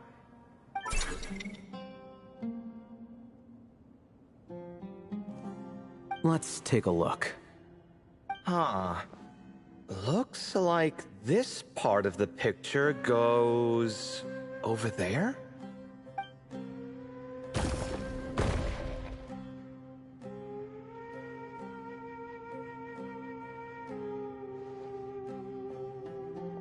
In that case, there must be other pieces. All right, and let's look around. Hey! Why are you sitting down? I thought Marak was helping. Oh, so you do know what that word means. Great. Are we supposed to just sit back while Marak does all the work? No, I doubt you could do that. Exactly. But I can.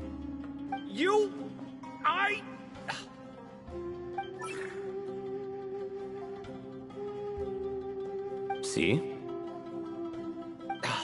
It's all coming back to me. How insufferable it is to work with this no-good, do-nothing... We could be more efficient, I agree. I'll work on this piece. You take care of the rest.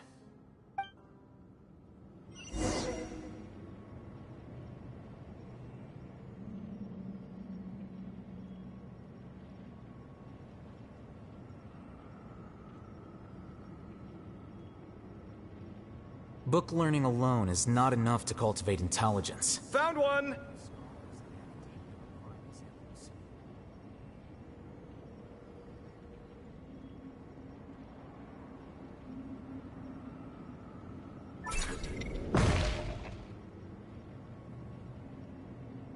Good teamwork.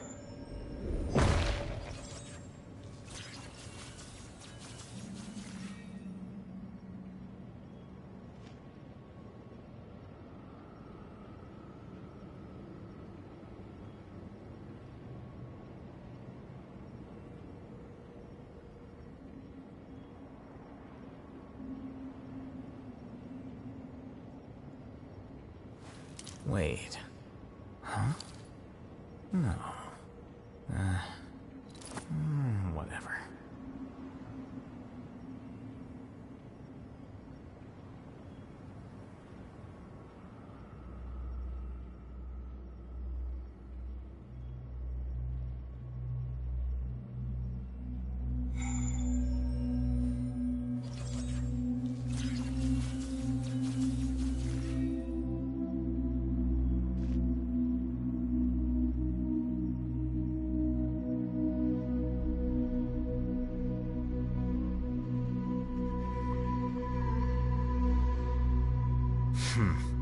There have been many poorly written applications lately.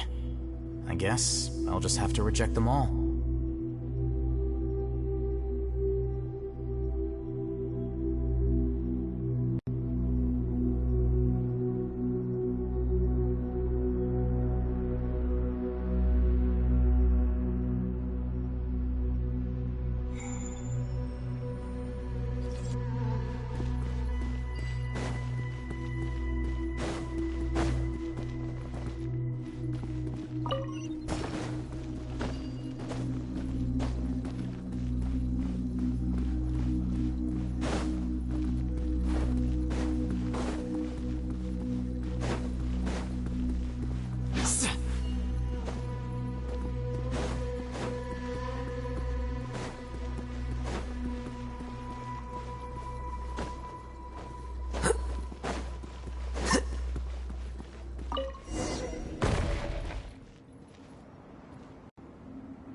Looks like we found them all. The pieces fit together like a glove. But we can't see what's on them. Turn around. Huh? Look. Oh, I've seen this before. It can create strong winds. Just what we need to clean off the slab. Come on, let's... Hey! Don't worry about me. If I sit here, I won't be in the way. Oh, you don't want to be in the way? Then sit right in front, so the device can blow you straight back to Sumeru City.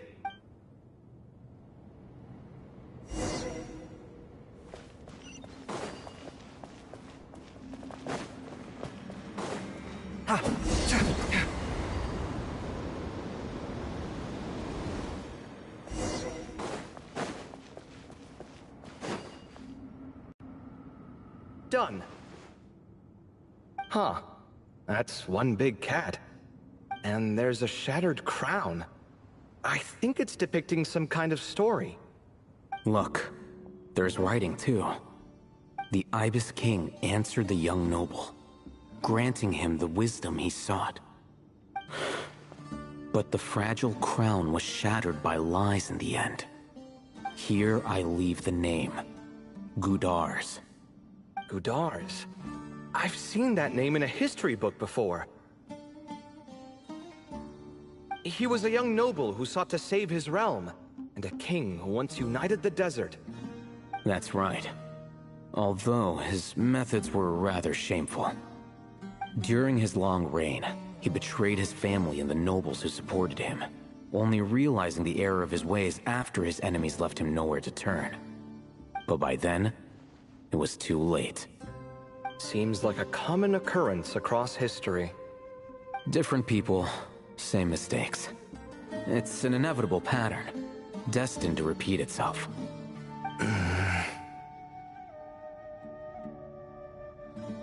The writing mentions the Ibis King, but a cat is depicted here.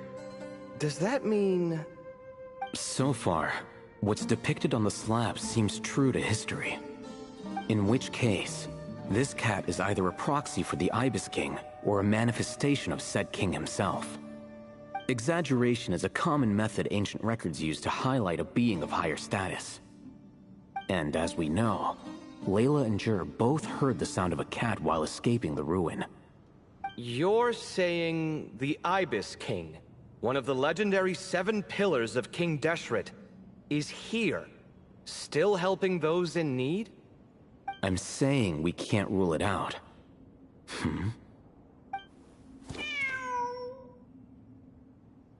Wait, there it is! The cat!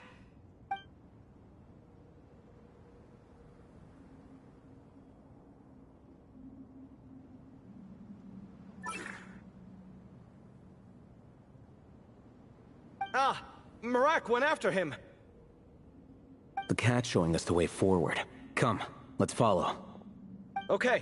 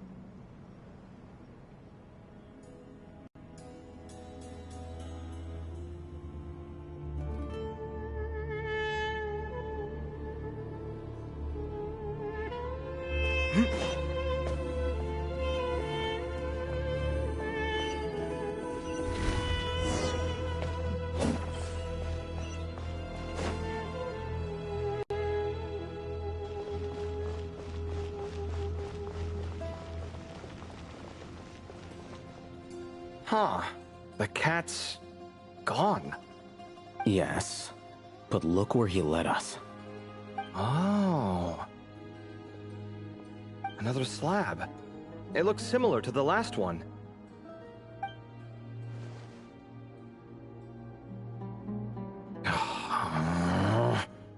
Oh, by all means, take your sweet time.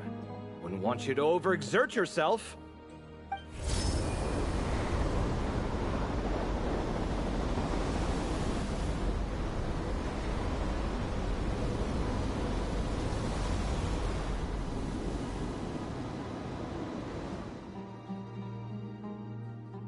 Huh. The scene depicted here seems to be a different tale. The Ibis King answered the gin-blooded dancing girl, granting her the wisdom she sought. But enemies plotted to kill her close kin. Snake venom was her self-chosen end. Here I leave the name. Makaira. The Temptress of Woe? You've heard of her? Of course. I don't just sit around doodling all day. She's mentioned in tons of papers about the desert. As I recall, she was given as a gift to the tyrant king of Gurabad, and later seized the opportunity to kill him. After getting her vengeance, she reigned as queen for many years, until her enemies attempted a coup, and she took her own life. That's more or less the version I've read as well. It seems this queen also had dealings with the Ibis King. Yeah, I'm starting to find this whole granting wisdom business a bit concerning. I mean, considering how Gudars and Makaira ended up, it might not have been a good thing. But, at the same time, if the cat guiding us is linked to the Ibis King, then he doesn't seem like a villain either. People are complicated. And the same is true of the servants of the gods, no matter their wisdom or power. Let's reserve judgment for now, and keep moving.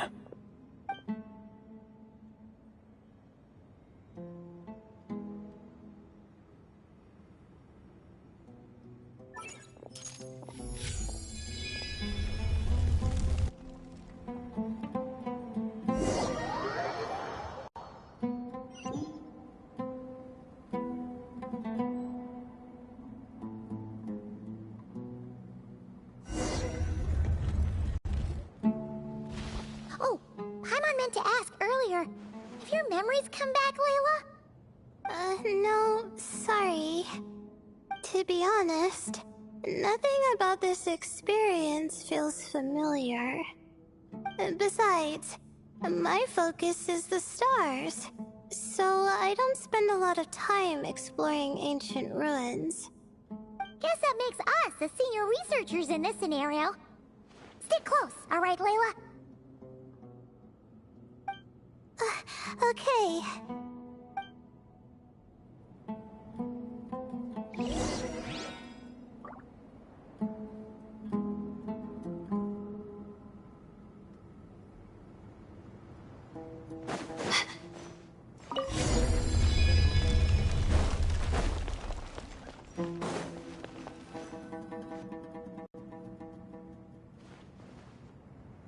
Wow, what a tall ceiling.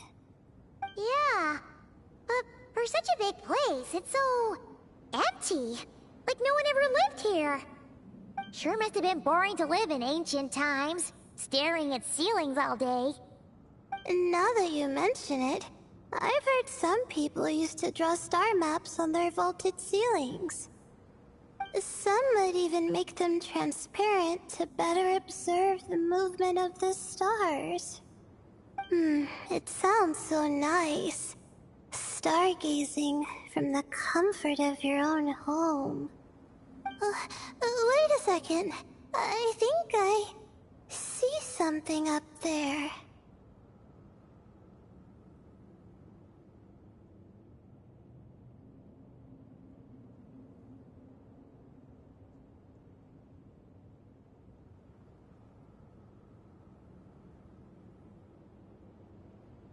Huh? How is Paimon supposed to do that? Oh, right. Flying. Duh. Alright. Sit tight, everyone. Adventurer Paimon will be right back.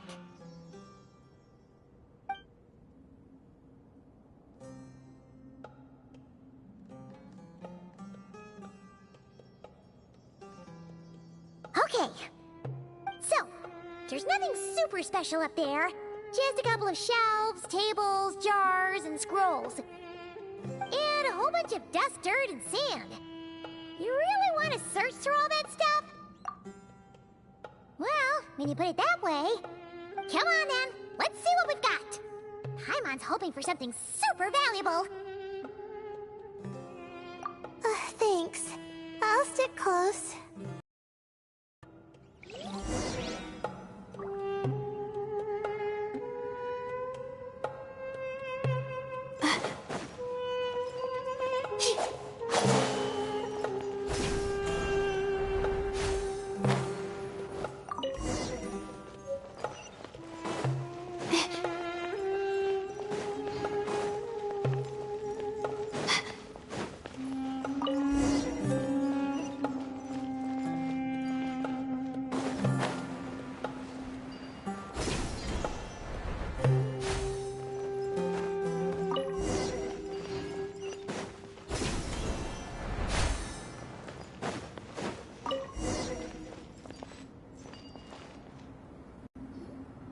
I think that's everything.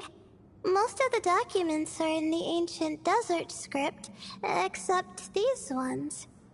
These seem old as well, but the handwriting makes them stand out. Right! Let's arrange them in chronological order before we read through.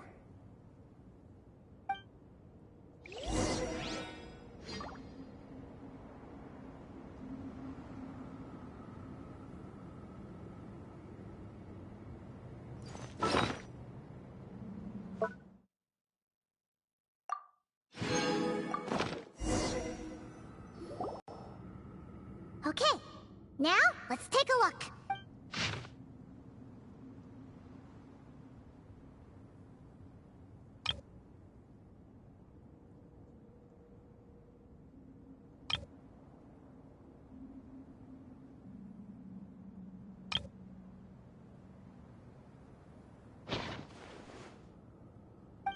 Maybe this person fell in by accident, like Mr. Jur and me. Yeah, maybe. But they don't sound super worried about their situation. So, either this person's an ace adventurer, like the Traveler, or some kind of super optimist. An optimist, huh? Oh, I wish I could be that sort of person.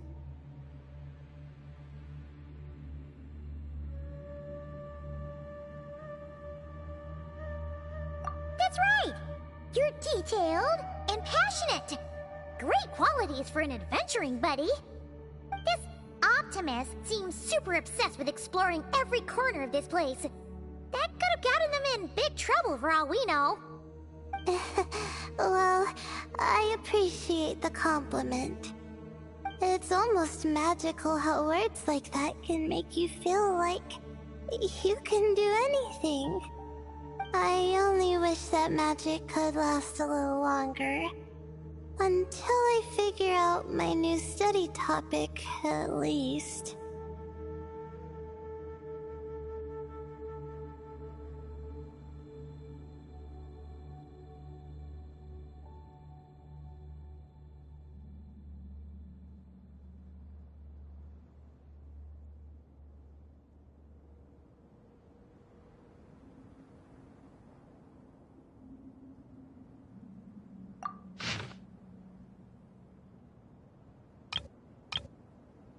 Oh, looks like you were spot on, Paimon. See? Told ya! That's what happens when you don't think things through. And all this talk about seniors and juniors, he was a student just like you, Layla. Whew, he sure talks a big talk for a student, though. You'd think he was some kind of old scholar instead. Huh. What is it? Did Paimon say something wrong? No, not at all. I was just thinking, and this might sound rude, but the way this person speaks is just so... you noticed too. I mean, it's good that he helped treat his companion's wound, but it didn't seem like it was out of kindness. More like he was looking out for his own self-interest, or thought he could get something out of it. I don't know. Maybe I'm reading too much into it.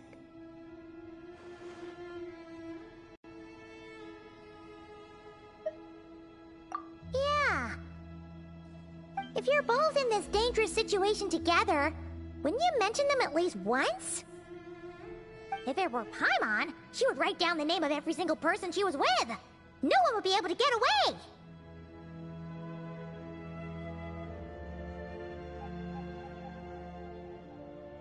Actually, I find Paimon's approach quite sensible. It makes sense from a safety perspective, too. That way, if anyone came to the rescue, the notes would be able to tell them everything they needed to know.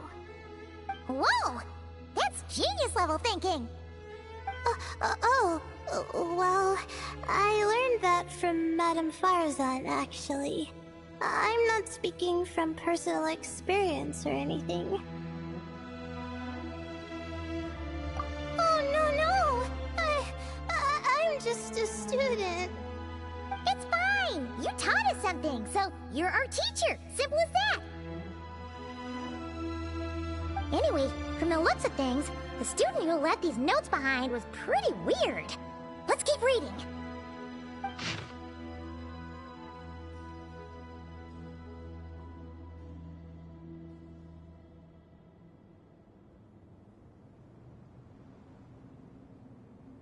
Whoa! Hang on! That's a lot of information. Paimon needs a moment to take this in. The Ibis King. So... did this person actually meet the Ibis King here?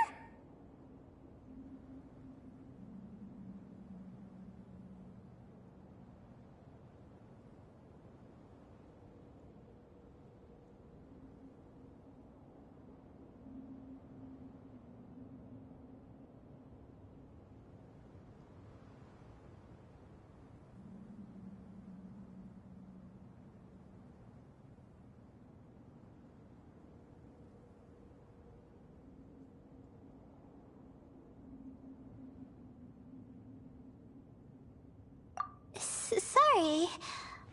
Who? Jeez, not again! Stop teasing her, Traveler! You know she was asking about Nefer.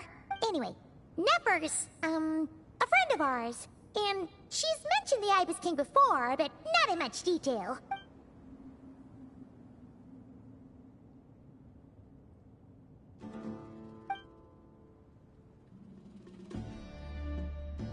Oh, I see. Well, that's not too surprising. Most people in Sumeru know about King Deshret, and most in the academia have at least some knowledge on the Seven Pillars. Legend has it, King Deshret ruled the desert at the head of several wise retainers, guiding their people to pursue the limits of wisdom.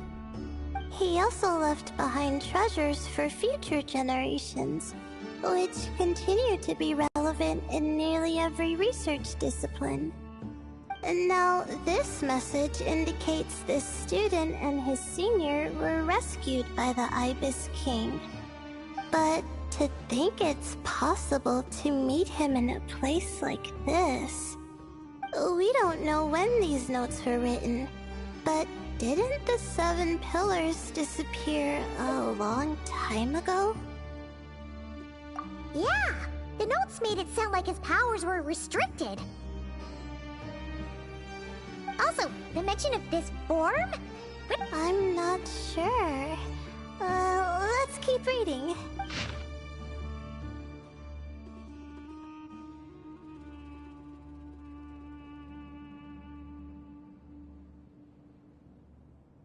Oh, this is the last page. There's even a signature at the end. Well, sounds like they made it out.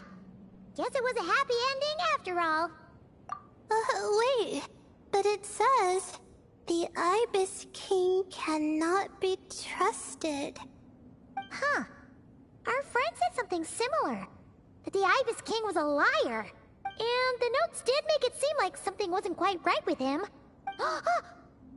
Maybe he wasn't one of the Seven Pillars at all, but some kind of con artist. Huh? What's that supposed to mean? I think Paimon raises a good point. Let's keep our guard up just in case. Alright, I think that's all the clues around here. How about we...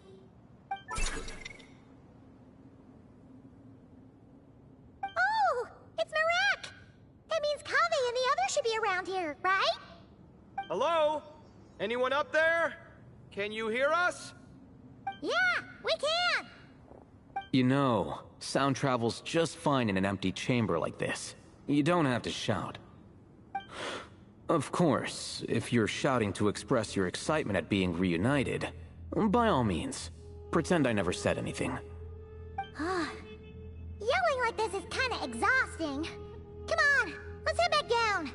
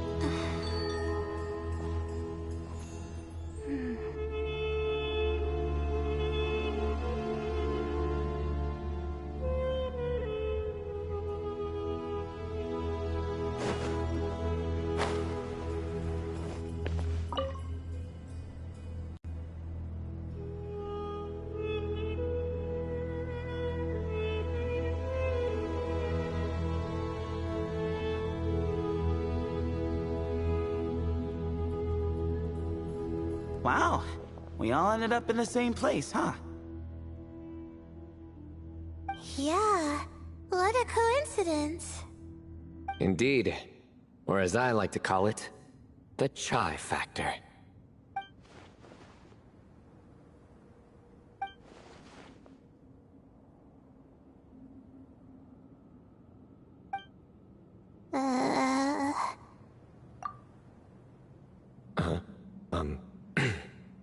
No reply? Just say it. All right. Because it's spice to sweet brew again.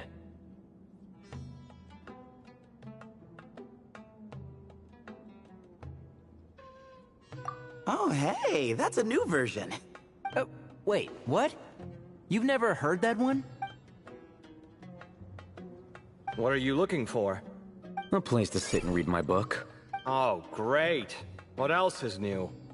Well, looks like everyone made it through unscathed.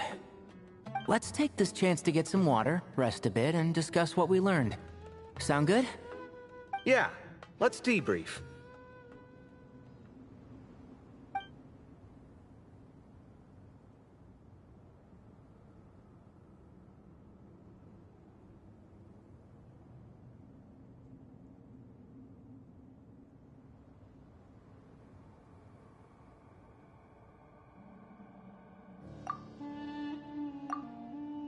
Okay, so we all learned a lot, but it feels like we ended up with even more questions.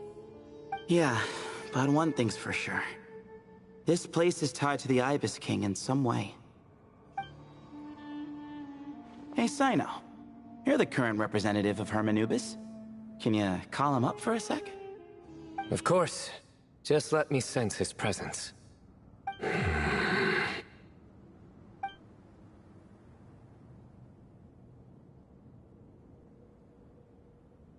Just kidding.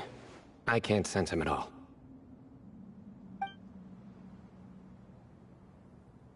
Jeez, Sethos.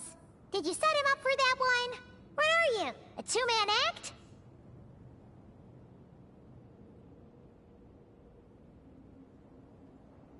Sorry, Hermanubis isn't like the Ibis King. He can possess me, but I can't talk to him whenever I want. Oh, truly? Does that mean he's gone? Oh, I would have liked to reminisce about old times with him. Ah, the cat! It speaks! Of course it speaks. In fact, it is not an it at all. You do me a great offense. My apologies. Esteemed cats, sir?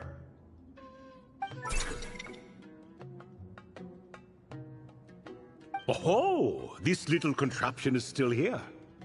Contraption? No, this is Marak. Which means you do his assistant a great offense. Huh? Well, I didn't mean... Well, I apologize.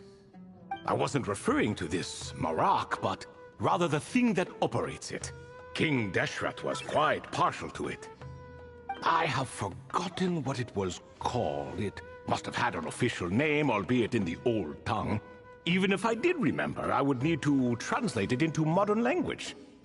Ah, it's not important. Marak's a fine name. Even better than the original, if you ask me. Who thought of it? And the remodeling, quite well done indeed. This Marak looks much happier in its current form. Oh, and the components should have model numbers written on them. You can look them up if you're curious. This cat talks a lot. Quite the one-sided conversation. Is this what the Ibis King was like? He seems quite eloquent. I wonder if he plays cards. Ha! I knew Marak was a great name. Go me. Let's see, what page was I on again? Should have brought a bookmark. That all went over Paimon's head.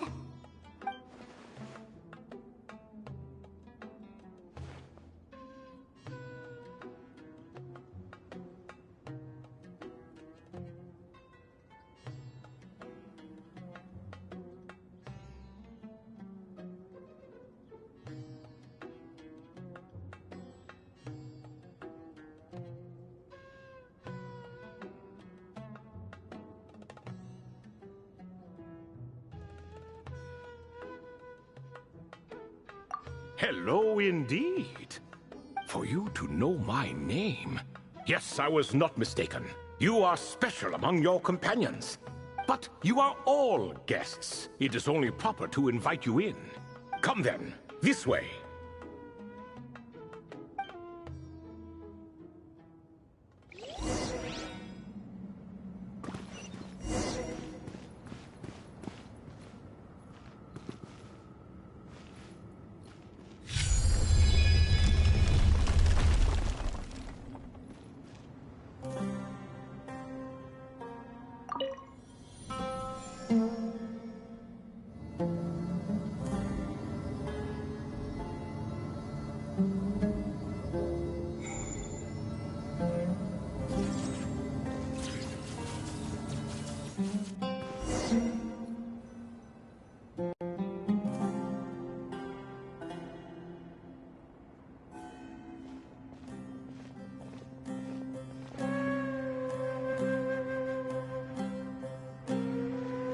Welcome to my humble abode. Oh, your house sure is spacious, Lord Ibis King. I fear it's not quite what it used to be. In fact, it has long ceased to be my home at all.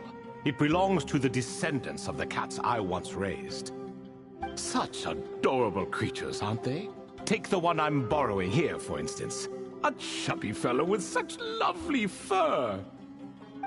Anyway, tradition dictates that a special guest such as yourself be presented with a gift. Alas, it's a first-come, first-served basis, you see. I fear with the passage of time, none are left. What? So the treasure's gone already? Treasure, you say? Not an inaccurate description. Yes, and no. I have the power to grant gifts inaccessible to the masses. The only requirement is answering a question. Not a bad deal, yes? Of course, my questions were given unto me by King Deshret, who in turn received them from the Mistress of Flowers. There are 3, and no more. What causes our rise and fall? What obliterates love and hate? What determines truth and falsehood? The more he talks, the less Paimon understands. I see. That must mean Gudars and Makaira managed to answer 2 of the 3. Another who understands. Oh, so that's the event those 2 slabs are depicting. Ah, priests and their records.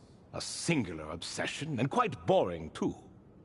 After being imprisoned within Aru, I could, on occasion, take the form of a cat to converse with those around me. But I despised speaking to them. No conversational skills whatsoever. Now, humans like you who stumble in here from time to time, you are much more interesting. Hold on! We're getting off topic again. The 3 questions you just mentioned? What are they for, exactly? Ah, that is a story that begins with King Deshret. And we're in for another long one. Nostalgia for the past is common to us all, is it not? And our king, he was such a proud, solemn man in those days. He watched us speak of the present and the future, of the wisdom we possessed or were about to obtain. We were his proud retainers, confident in our belief that, so long as each one of us used our abilities to the fullest, progress was inevitable. Yet, King Deshret's ambition was not destined to be allowed in a closed-off world such as this. So nothing went as planned. In fact, from the beginning, there were signs an outcome of this nature was inevitable. Because although there were 7 pillars, one was forever absent. Al-Ahmar would insist the Dendro Dragon Sovereign was one of us, but the dragon herself rejected that idea. Huh. Like a card you can never seem to draw from your deck. More like a card that was never in the deck to begin with. Alas, that's just who Al-Ahmar was. There was nothing we could do about that. and I always preferred chess to cards. In the end, life grew unbearable for our king. But, of course, those who remain must continue to live on. But subjects like us were less fortunate. After all, the fate of a retainer is decided by the king, including the chance to walk away. So it was then that King Deshret had Kroko, Goti, and I locked up within Aru, where we remain to this day. Kroko. Goti? Ah, of course. You're more familiar with their full names. Sobek, the Crocodile King, and Hereshef, the Goat King. And let me tell you, when it comes to chess, Hereshef was a habitual backseat strategist, always spewing nonsense from the sidelines. Well, Sobek was all too quick to take his terrible advice, to the point where I was the one who got accused of cheating. Chess is an exercise in patience, and that man couldn't sit still to save his life. He could never excel at that game. In fact, neither of them were good at chess. Even so, we played together often, and since I was always the winner, we got along quite well. What are you laughing at? Were we not good friends? No one's laughing. Paimon would never. No, not you. It's Goti. He's laughing for no reason again. Can you not hear him? Ah, right. Of course you can't. The two of them are inside Aru, as am I, so only I can hear them. What is even going on here? Has he, started to lose it after being trapped for so long? That does happen to prisoners serving life sentences. Speaking of which, how's Azar doing these days? I doubt he's doing much of anything. Just what I wanted to hear. What is the meaning of this? You doubt my words? I have half a mind to not talk at all. Oh, no. They're not questioning you, Lord Ibis King, just discussing other things. Please, continue. In that case, where were we? Getting to the part about the 3 questions. Hopefully. Ah, yes, we're almost there.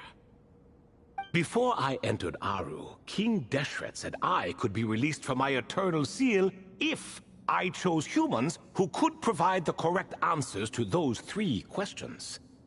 The first person who caught my eye was Gudars. I asked him, what causes our rise and fall? He answered, conspiracy and betrayal, for it renders the righteous and wise unable to succeed, and thus nations fall. I found his answer quite interesting, so I bestowed upon him the power to deceive. The second human I chose was Makaira. I asked her, what obliterates love and hate? She said unto me, I have nothing left to lose. Vengeance alone can quench both love and hate. I found this to be another fascinating response, so I granted her the power to be loved. But both of them ended up... Now then, young one, riddle me this. Did their answers point to this fate, or was it the power I bestowed upon them that determined their end? I'm just an observer who doesn't understand their circumstances, so I can't answer. A clever reply. I do not wish to comment either. It is all in the past at this point. My only wish was for their answers to be acknowledged by King Deshret's rules, and bring me one step closer to freedom. As for the final person, her fate remains to be seen, so I will not reveal her name.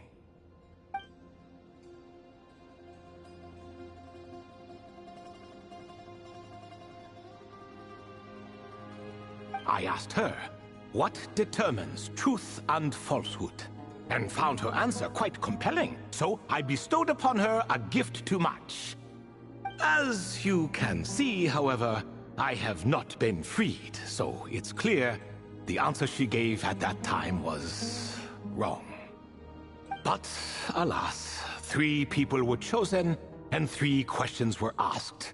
So now all I can do is wait. Wait until her wisdom is in line with the rules set forth by my king. Until she has found the true answer to that question.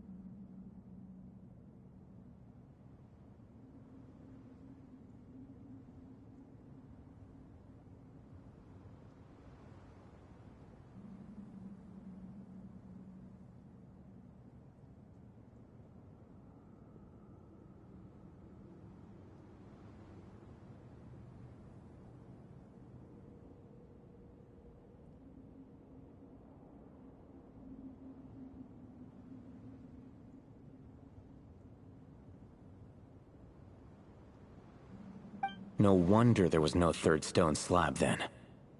Or perhaps you're just not ready to include her in the story. Though, that might be a generous interpretation. Well, it's not merely because her story remains unfinished. As the remaining priests of this place left, or passed on, there were none left to record the events that followed. Besides, stone slabs are few and far between in the Great Red Sands. In the sprawling desert, very few things or people even manage to leave a trace.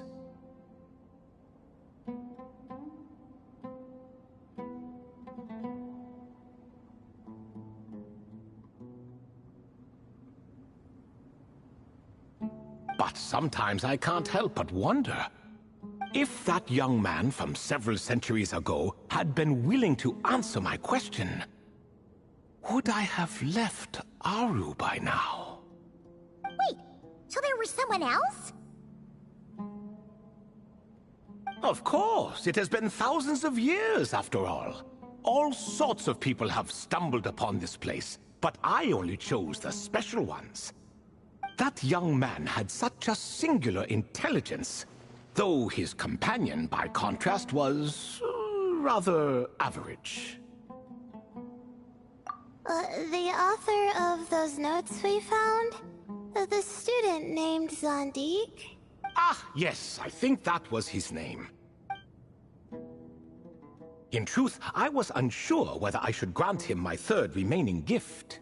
He was, of course, exceedingly clever, but he was also mistrustful and narcissistic in equal measure, and there did not seem to be a line he was unwilling to cross. Too much power could be dangerous in the hands of someone like him, so I found myself rather relieved when he declined my gift. Oh, he turned you down?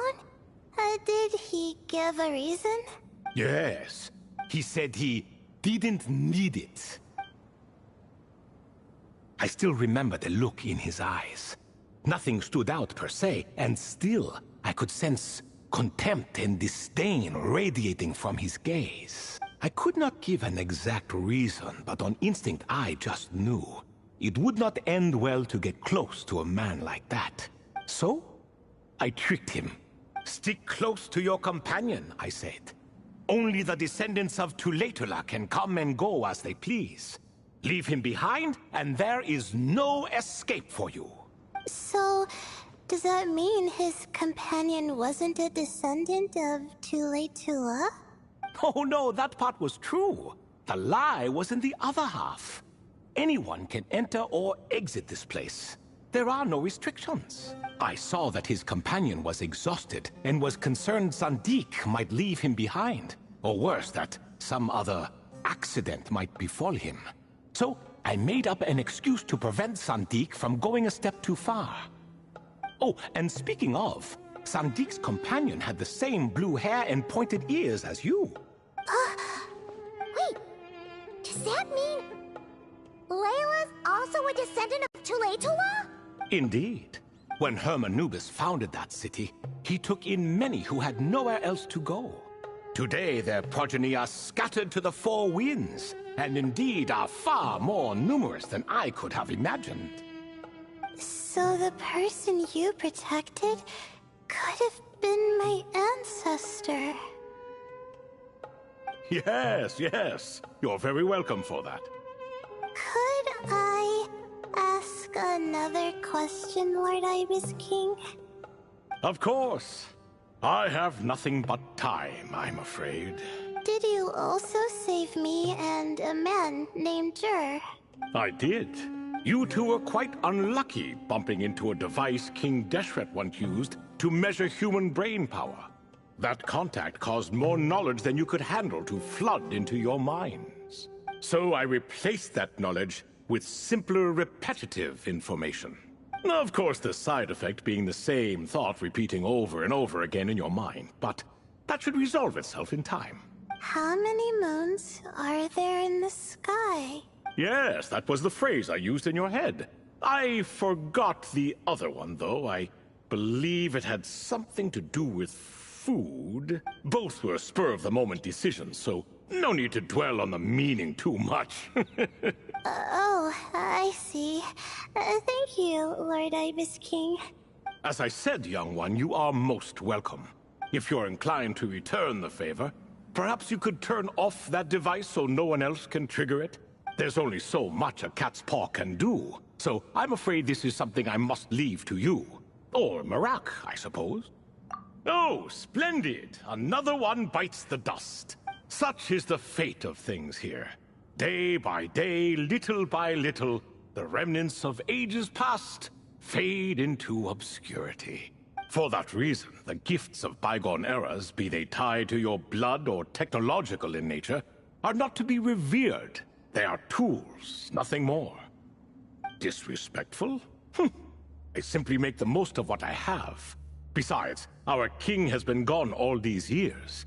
What good does it do to revere him now? Oh, are you talking to the Goat King again? No, Croco this time. He's pestering me for another game of chess. Says he wants to even the score. Wishful thinking, if you ask me.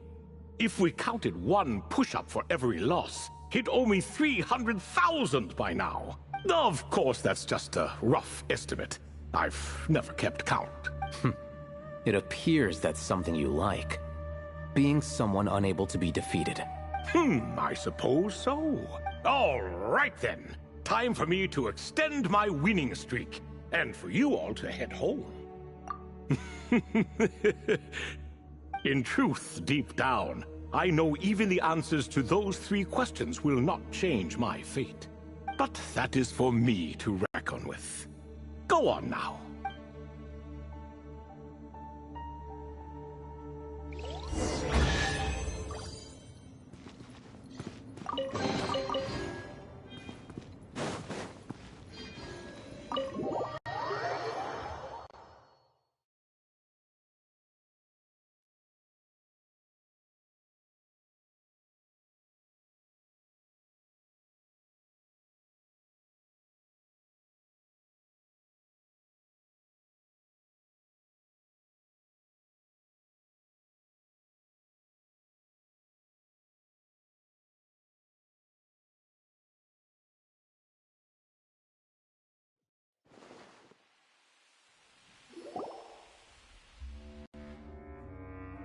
Excuse me, do you even know what time it is? I've harvested 3 crops of tomatoes while you've been gone. You're exaggerating, Professor. I'm making a point. There's a difference. Sincerest apologies for keeping you waiting, Professor Cyrus. See, that's what I call manners. Now, are any of you hurt? Nope. It went way smoother than we expected, actually. I presume the investigation is complete then. Come, tell me all about it.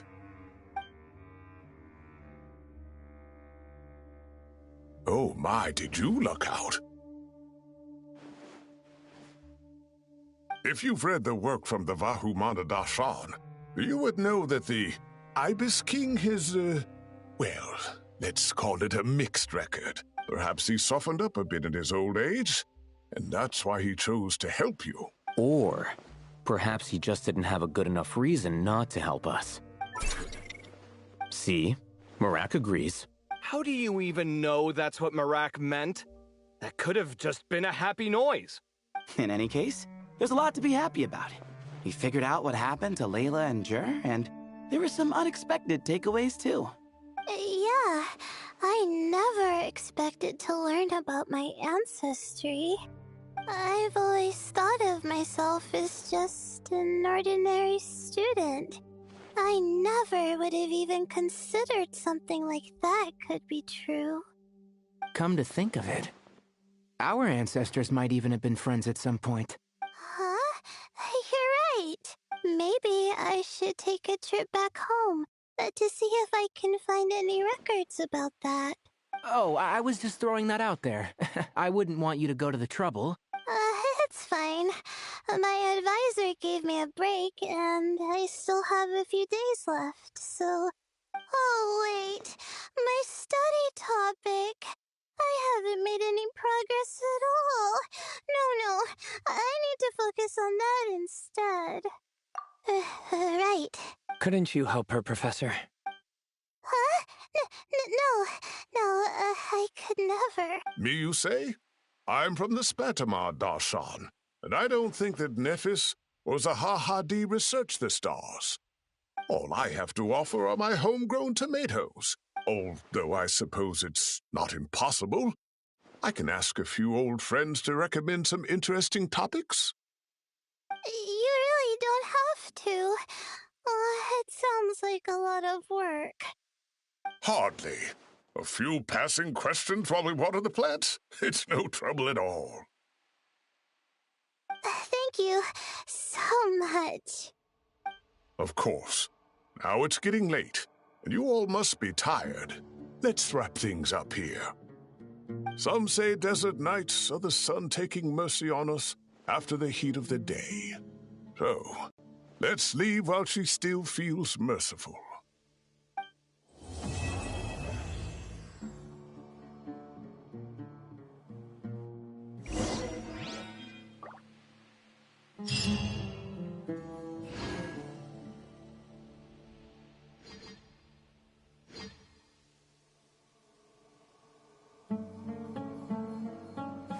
Wait.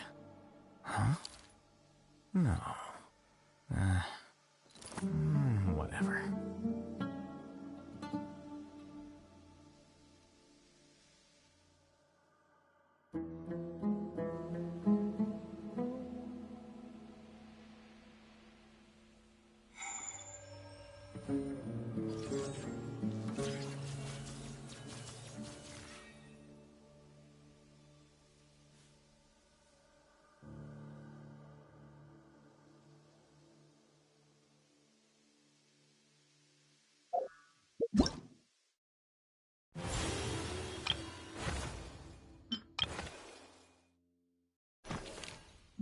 Book learning alone is not enough to cultivate intelligence. All those...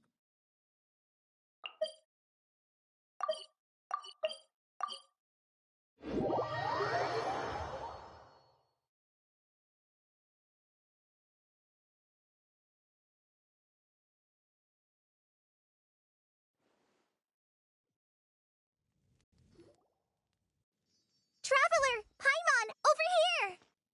Welcome to the home base of the Field-wise Center! As you can see, the core projects are already up and running, so we can get to work at any time! Huh. This feels like one of those places light novels talk about. You know, the adventuring hubs where rookies gather to take quests and stuff. Oh, and almost like a school festival at the same time, with everyone getting together to learn and then forming teams to hone their skills. It's so exciting!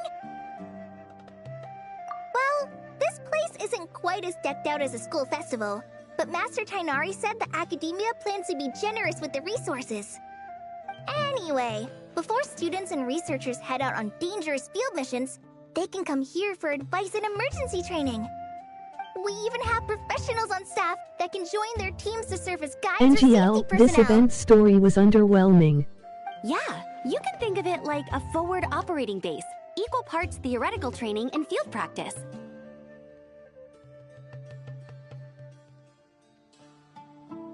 Amber, We'll familiarize new recruits with potential challenges in the wild and take them through drills so there's no reason to panic during the real thing. Amber, you're here too? Surprised? I know I was. I'm off duty right now, so I was planning to just drop in on Kali for a bit. But I didn't realize how busy she'd be. I'm not the type of person to sit around and watch, so I decided to be her assistant. Sorry, Amber. I didn't mean to put you to work during your time off. Don't worry about it. A little relaxation balanced out with some fulfilling work is a great vacation in my book. Plus, I've learned a whole bunch of stuff too. And I got to see the Traveler in Paimon again. I mean, it just keeps getting better. We should have a giant feast once we're done here. How does that sound? A feast with the first friend we met in Sumeru and the first friend we met on our whole journey. Oh, that sounds just about as awesome as a giant plate of sticky honey roast. All right, down to business then. Kale and I are in charge of the Scouting Speedsters project. The focus is using devices and machines to pass through hazardous areas, survey terrain, and get details on potential threats.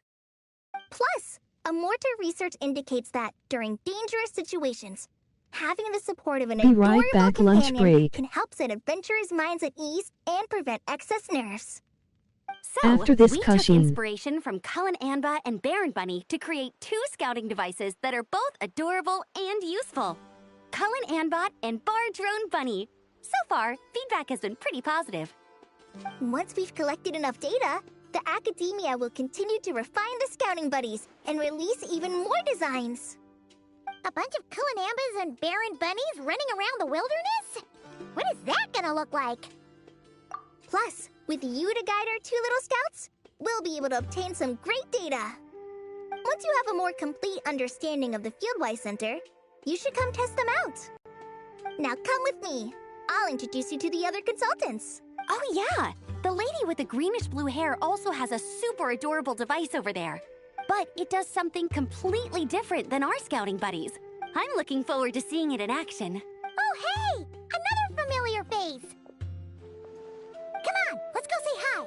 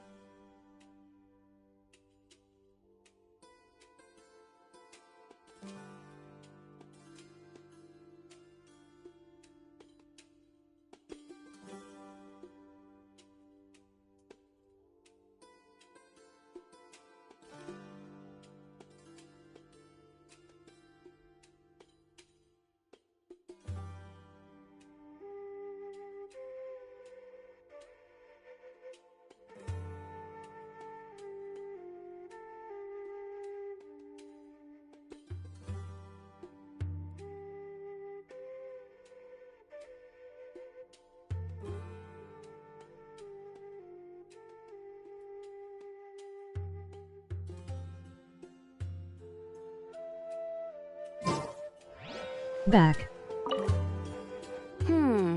I should adjust the legs so Barjone Bunny can run even faster.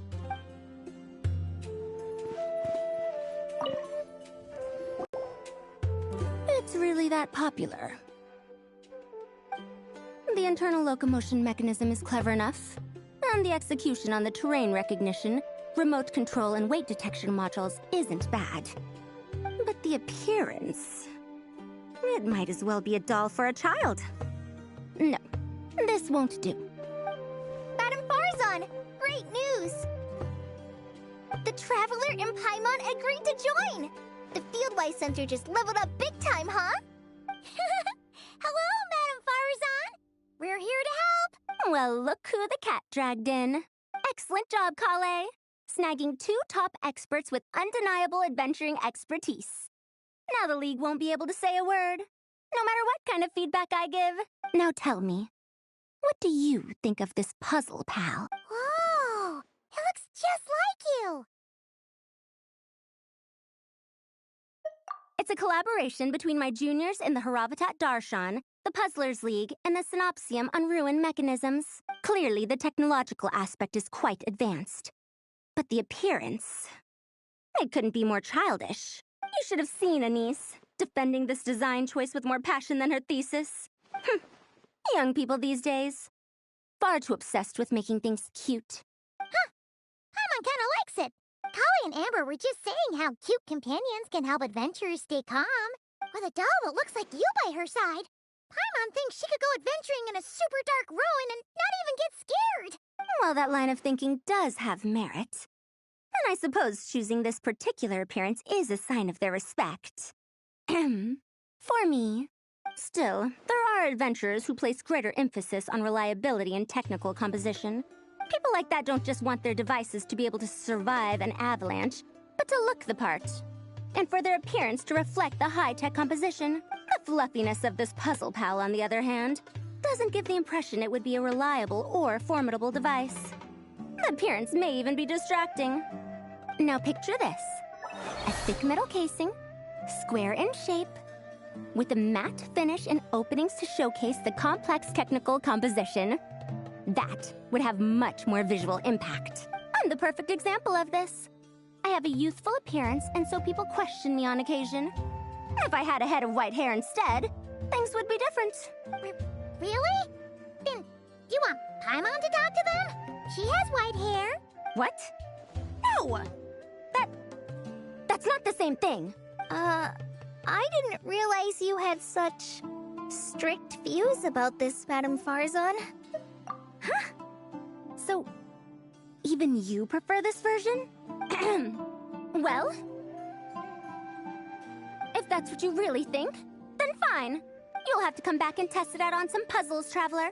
I'll rate your effectiveness in using the device and come up with a user manual based on your performance. As for improvements to its appearance, long-term observation is required, so I'll put that aside for now. I've already selected a few of the most suitable domains, so we can begin the puzzle-solving process at any time. Thanks, Madam Farzan. I'm just gonna take the Traveler and Paimon to see the final project. But it shouldn't take long. Don't worry, Kale. You're the one in charge here. Just make sure to pace yourself. Once things calm down, come over to see me and we'll have a nice chat. I'll even treat you to some snacks from back in my day. Snacks? Paimon's in! Paimon's in! Thank you, Madam Farzan. I'll bring a few boxes of floral tea as well. Go on now. Do me proud.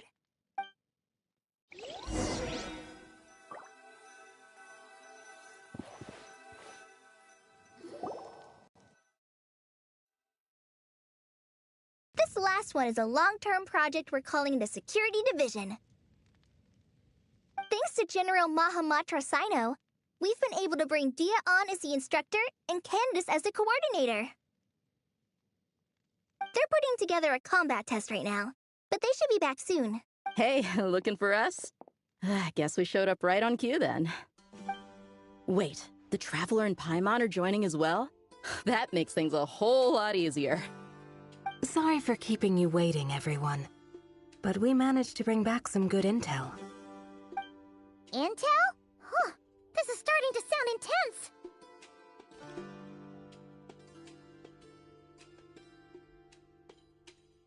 New Candace voice for the win.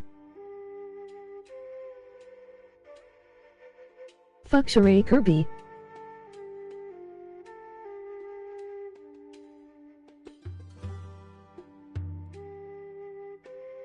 Of course. What better way to protect the students than to sweep through the desert and rid it of all potential dangers? Not a bad plan, right? You in? Not the best time for jokes, Dia. Besides, when it comes to striking down danger, the Traveler is a man on a mission. He might take you up on that offer. Defeating anything that might pose a threat? Even if the Traveler worked non-stop, that could still take years. He'd have to stop traveling. Paimon doesn't even want to think about that.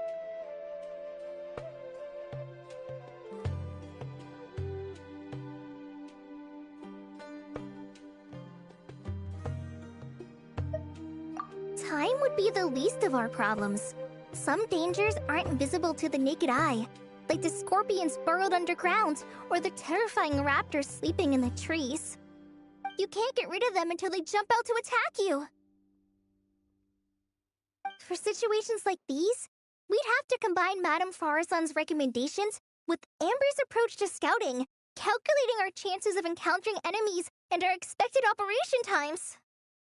Whoa, whoa, whoa. Pencils down, everyone. That was just a joke. The Security Division's goal is a lot simpler, actually. We're just here to ensure that fieldwork teams include trained combat personnel.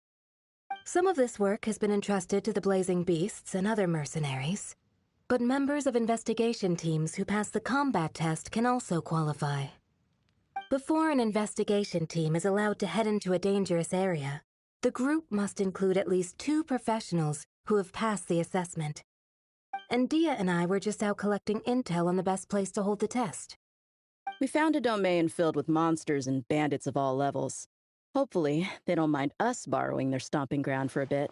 It'll only cost a few smacks on the head.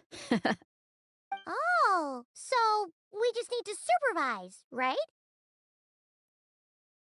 That's right. Participant safety is our utmost priority. So we'll organize a group of capable personnel to take it in shifts.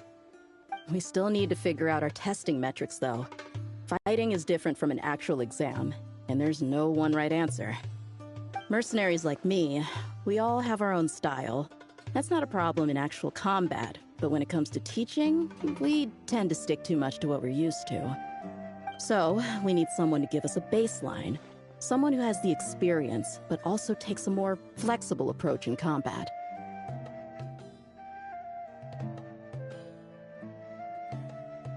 Yeah! Based on what you just described, the Traveler seems like the perfect person for the job. Great. Working with you is always a pleasure, Traveler. Smooth as butter on a steak. Don't forget about compensation for the Traveler in Paimon, Dia. You agreed without doing the math first. It's fine. We'll just split the funds Kale wrangled for us, 20-80. 10 for me, 10 for you, 80 for the 2 of them. Wait, we're getting 80%? Don't sweat it. We're just in charge of the long-term operations. You're the one setting the metrics for the whole thing. So I think we got the better end of the deal. We've talked about a partnership in the past, haven't we? Well then, consider this the perfect place to start. Then I'll draw up a detailed overview of the compensation so it's clear for everyone. That'd be great. And don't worry, Miss Candace. About that piece of land you're leasing to the academia, the one used for grain storage, I managed to get them to agree to a 30% increase in their rent payment. Oh, thank you. Those funds will go to fixing up some of the village facilities, which should make for a more comfortable experience when investigation teams stop there in the future. All right, we should finish up our arrangements for the combat test. Stop by our station when you're ready, Traveler. See you soon. Oh, you sure are the beating heart of this operation, Kale. You brought the whole gang together. Oh, no. I'm just doing what I can. I still have so much to learn, so much work to coordinate. But for now, let's just give it our all. You bet! We'll make the field-wise center the best it can be!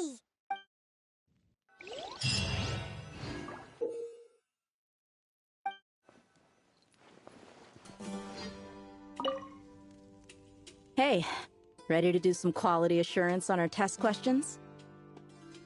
Wonderful. Just don't forget to pace yourself. Yep, all you gotta do is defeat a certain number within the time limit. But hey, leave some for the trainees, okay?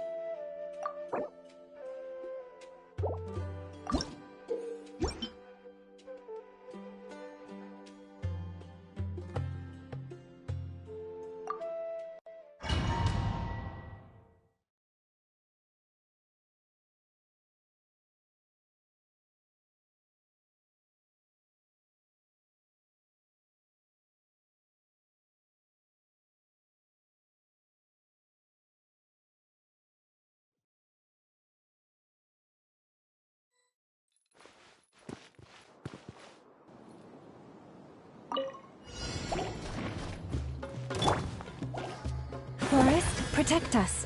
Eat this! Here's Becca! Check this out!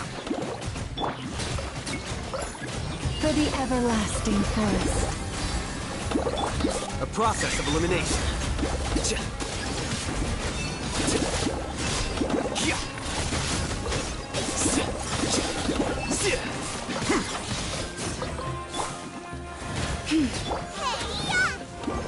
I got you covered! Don't get too close! By the frost moon of old. Scatter!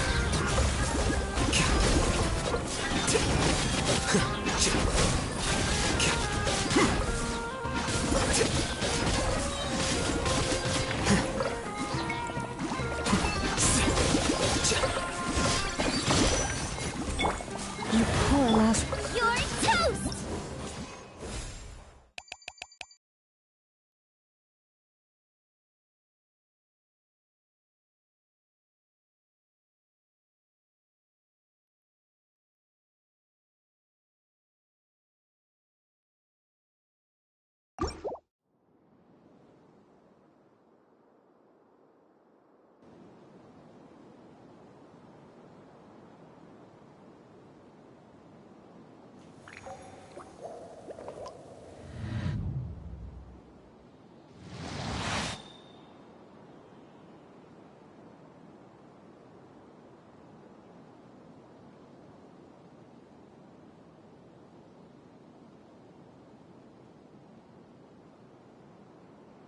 Water comes in many flavors to the discerning palate.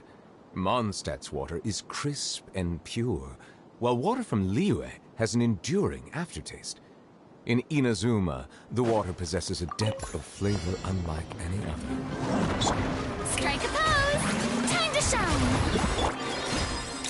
Breaking new! On repeat! Be sanctified.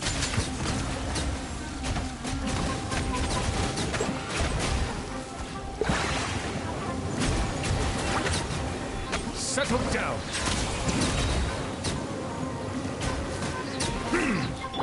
Yoo-hoo! Let the world come alive! As you wish, main Fräulein. Say cheese! Truth! Let the mighty be humbled!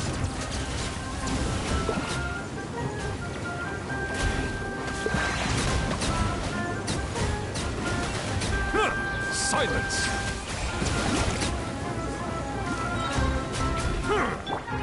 Shower me with praise! Let my name echo by royal decree! My camera! Breaking new! Be sanctified.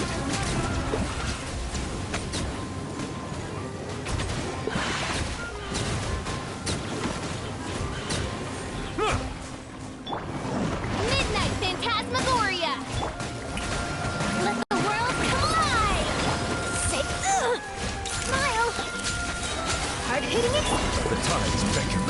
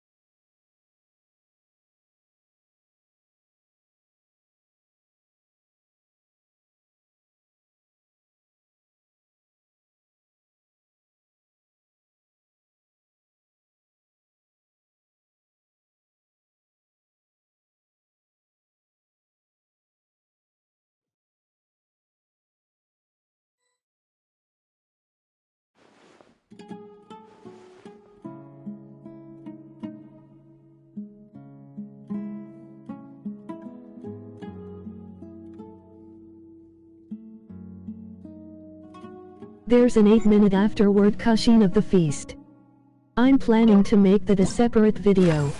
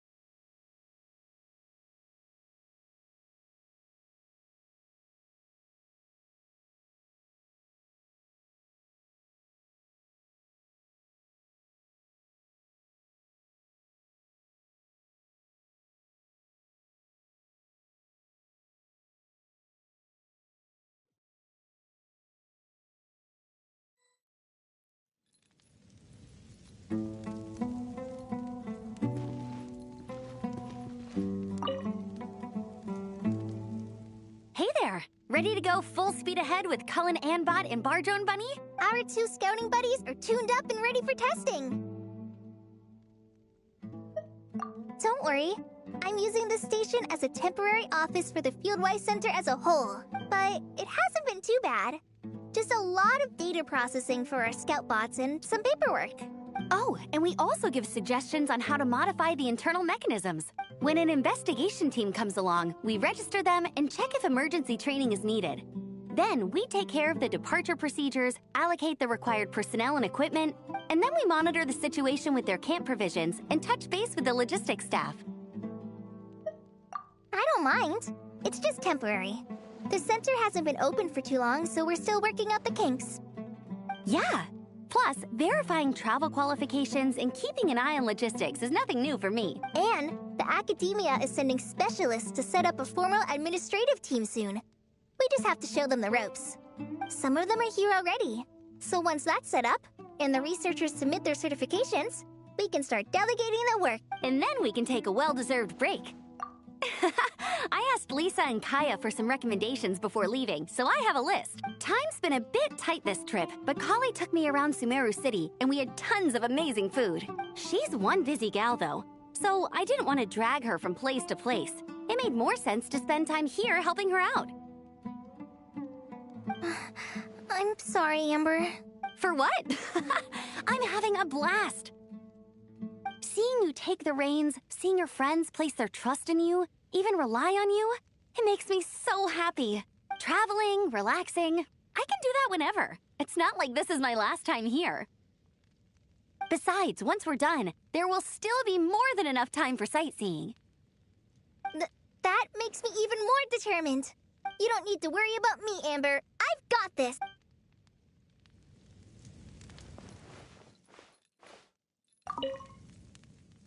Hey, ready to do some quality assurance? Sure.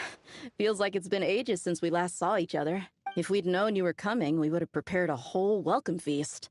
All new recipes and everything. It's a funny story, actually. The last time I was in Fontaine, I brought a few cookbooks and some spices back with me. Then, I gave them to Candace, and she went into full chef mode, coming up with all sorts of new things. Like Romaritime flour meat jerky mixed rice. At first glance, it looks no different than the usual our mixed rice. But then it hits your tongue and, you get that delicious meat, the hearty rice, and this super refreshing aftertaste, all without being greasy. It's a great way to refuel, and it's not too dry. Honestly, perfect for camping out in the desert. I'm not against improving traditional cuisine. Within the bounds of reason, of course. After all, every ingredient is precious out in the desert. Nothing must go to waste. Why didn't you accept that outfit from me then? Fabrics are a valuable resource too. I mean, I know I'm pretty casual and not the most fashionable, I guess. But I had someone help me pick it out. I'm sure nothing was wrong with the fit. In the end, it went to the girl in our Merc band who does the accounting. She seemed to appreciate it at least. I did appreciate it, Dia. It was extremely thoughtful, but as the guardian of Aru Village, my goal is to blend in, not stand out. Besides, fine clothes should go to people who have an occasion to wear them. If your accountant is to represent the blazing beasts in business settings, she should have something to wear. That's why I recommended the clothes go to her. Oh, why didn't you say so earlier? I thought you just didn't like what I picked out. Well, seeing as the blazing beasts will be holing up in Aru Village for the foreseeable future, if you still want to offer something as thanks, you could bring us some bolts of cloth. I'm somewhat familiar with tailoring, and I could use them to fashion sand and dust-resistant cloaks for everyone. The fabric doesn't need to be expensive, just resistant to wear and tear. I trust your judgment on that. Don't worry, I'll think carefully about the shape and pattern when I make one for you. Then all will know that you are an esteemed guest of our village.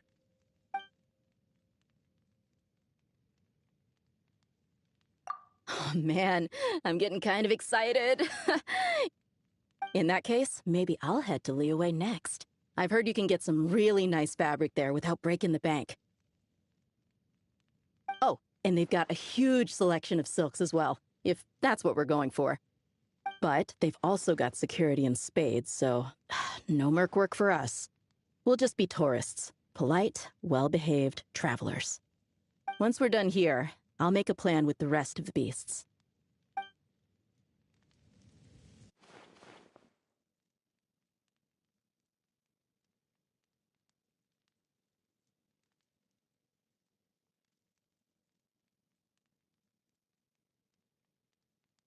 Wait.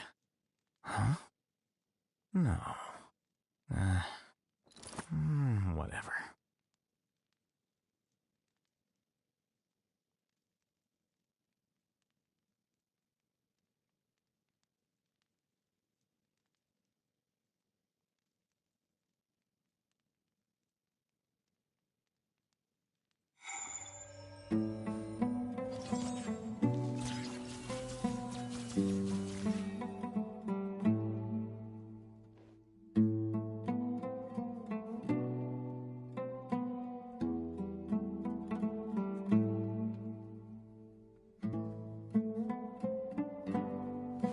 Wait.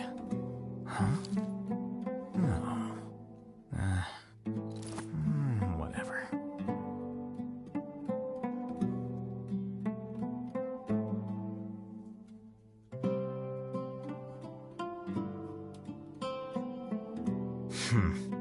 There have been many poorly written applications lately. I guess I'll just have to reject them all.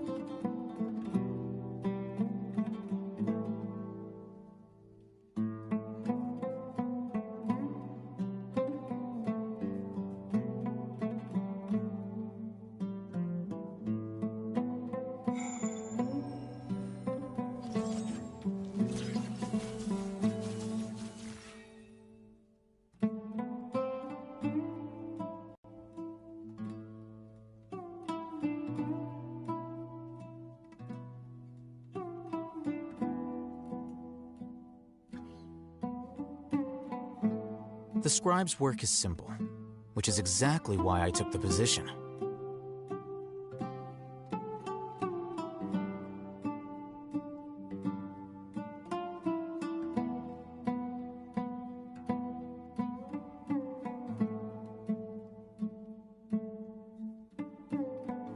Wait.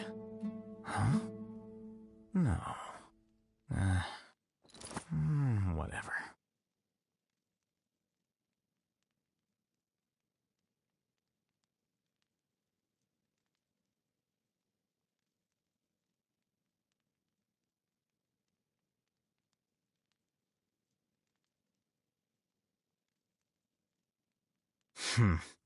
There have been many poorly written applications lately. I guess I'll just have to reject them all.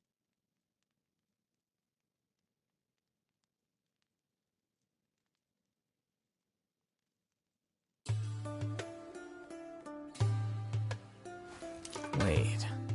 Huh? No. Whatever.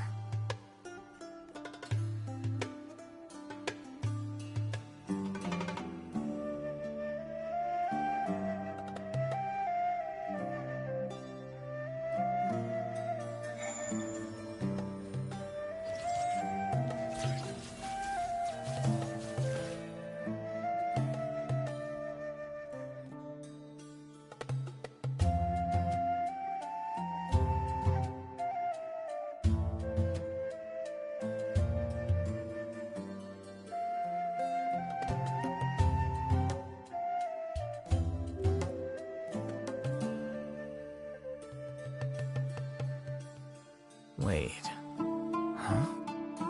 No. Whatever.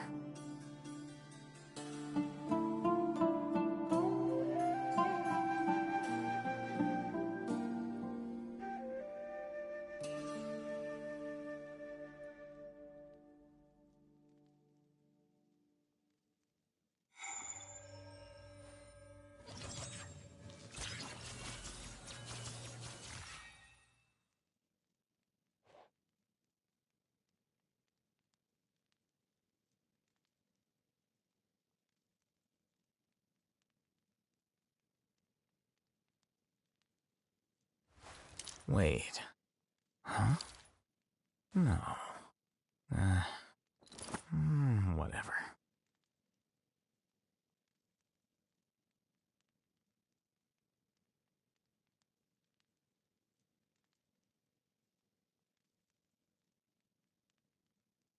Book learning alone is not enough to cultivate intelligence. All those scholars in the academia are prime examples.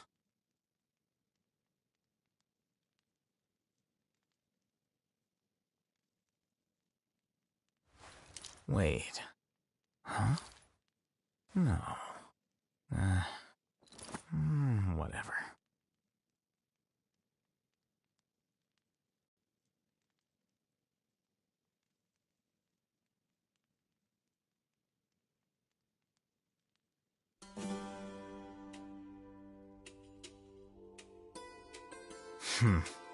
There have been many poorly written applications lately. I guess I'll just have to reject them all.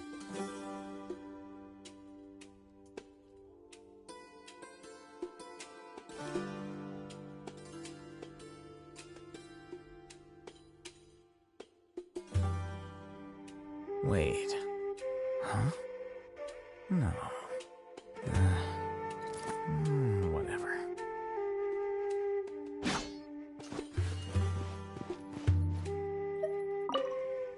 Oh, you're back. Ready to delve into the art of solving mechanical puzzles? Or did you want to have a chat? As you wish. When it's you doing the asking, I'm an open book. Ah, a classic debate. I don't think this is a question that has a definitive answer. Not for me, at least. It depends entirely on the scenario. Simply put, if the task requires repetitive mechanical work that dilutes the value of human mental labor, then automated devices are superior. But where identification, analysis, and decision-making are critical, manual control is always safer. Human thought is complex. Even if we were to simulate a 6-year-old's mind, the demands in terms of component design, system weight, and energy cost would be immense. As I see it, conventional hardware capable of simulating adult-level cognition is impossible to integrate into a compact device. For the foreseeable future, anyway. Well, I've told you before, if you find these topics interesting, you should come to my classes. Cyrus's student, Lisa Mincy, is known as a once-in-a-generation genius. But with your smarts, I bet you could give her a run for her Mora.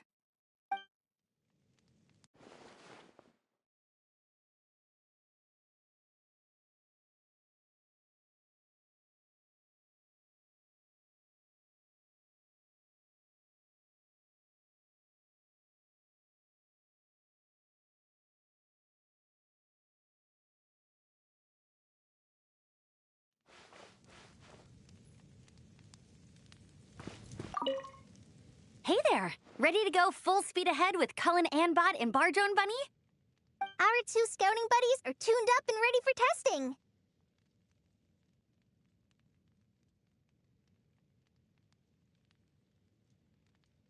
Nice!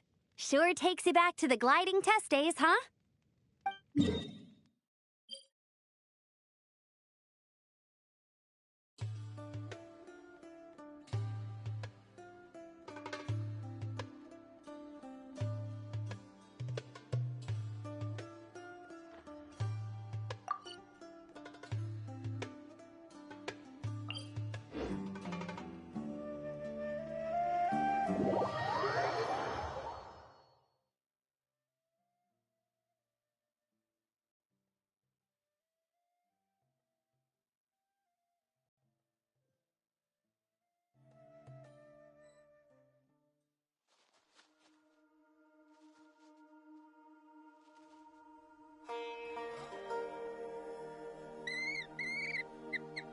The scribe's work is simple, which is exactly why I took the position.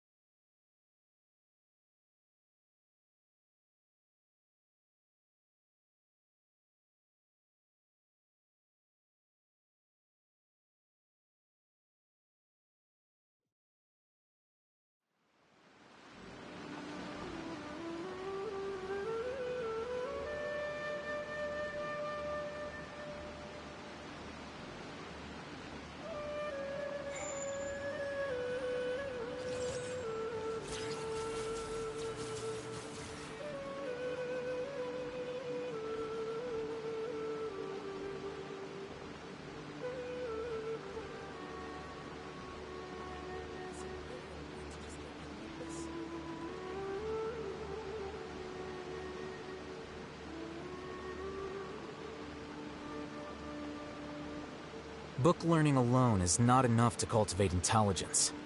All those scholars in the academia are prime examples.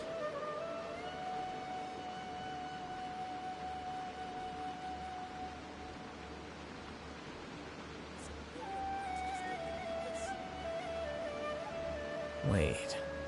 Huh? No. Whatever.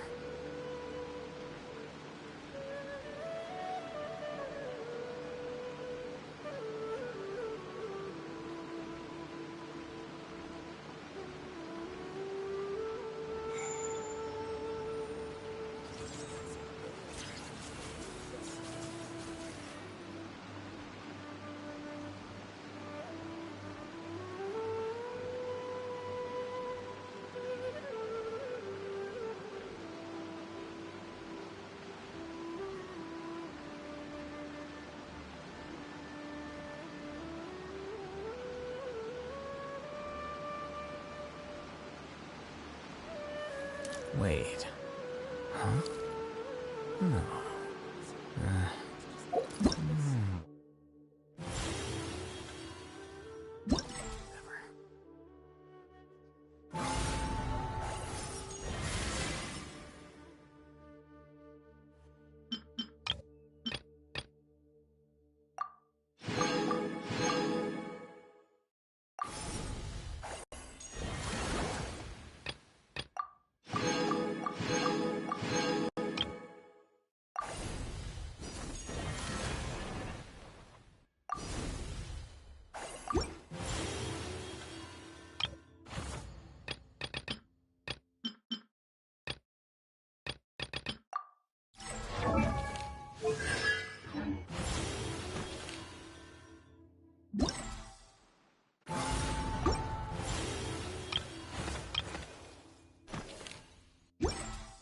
Wait.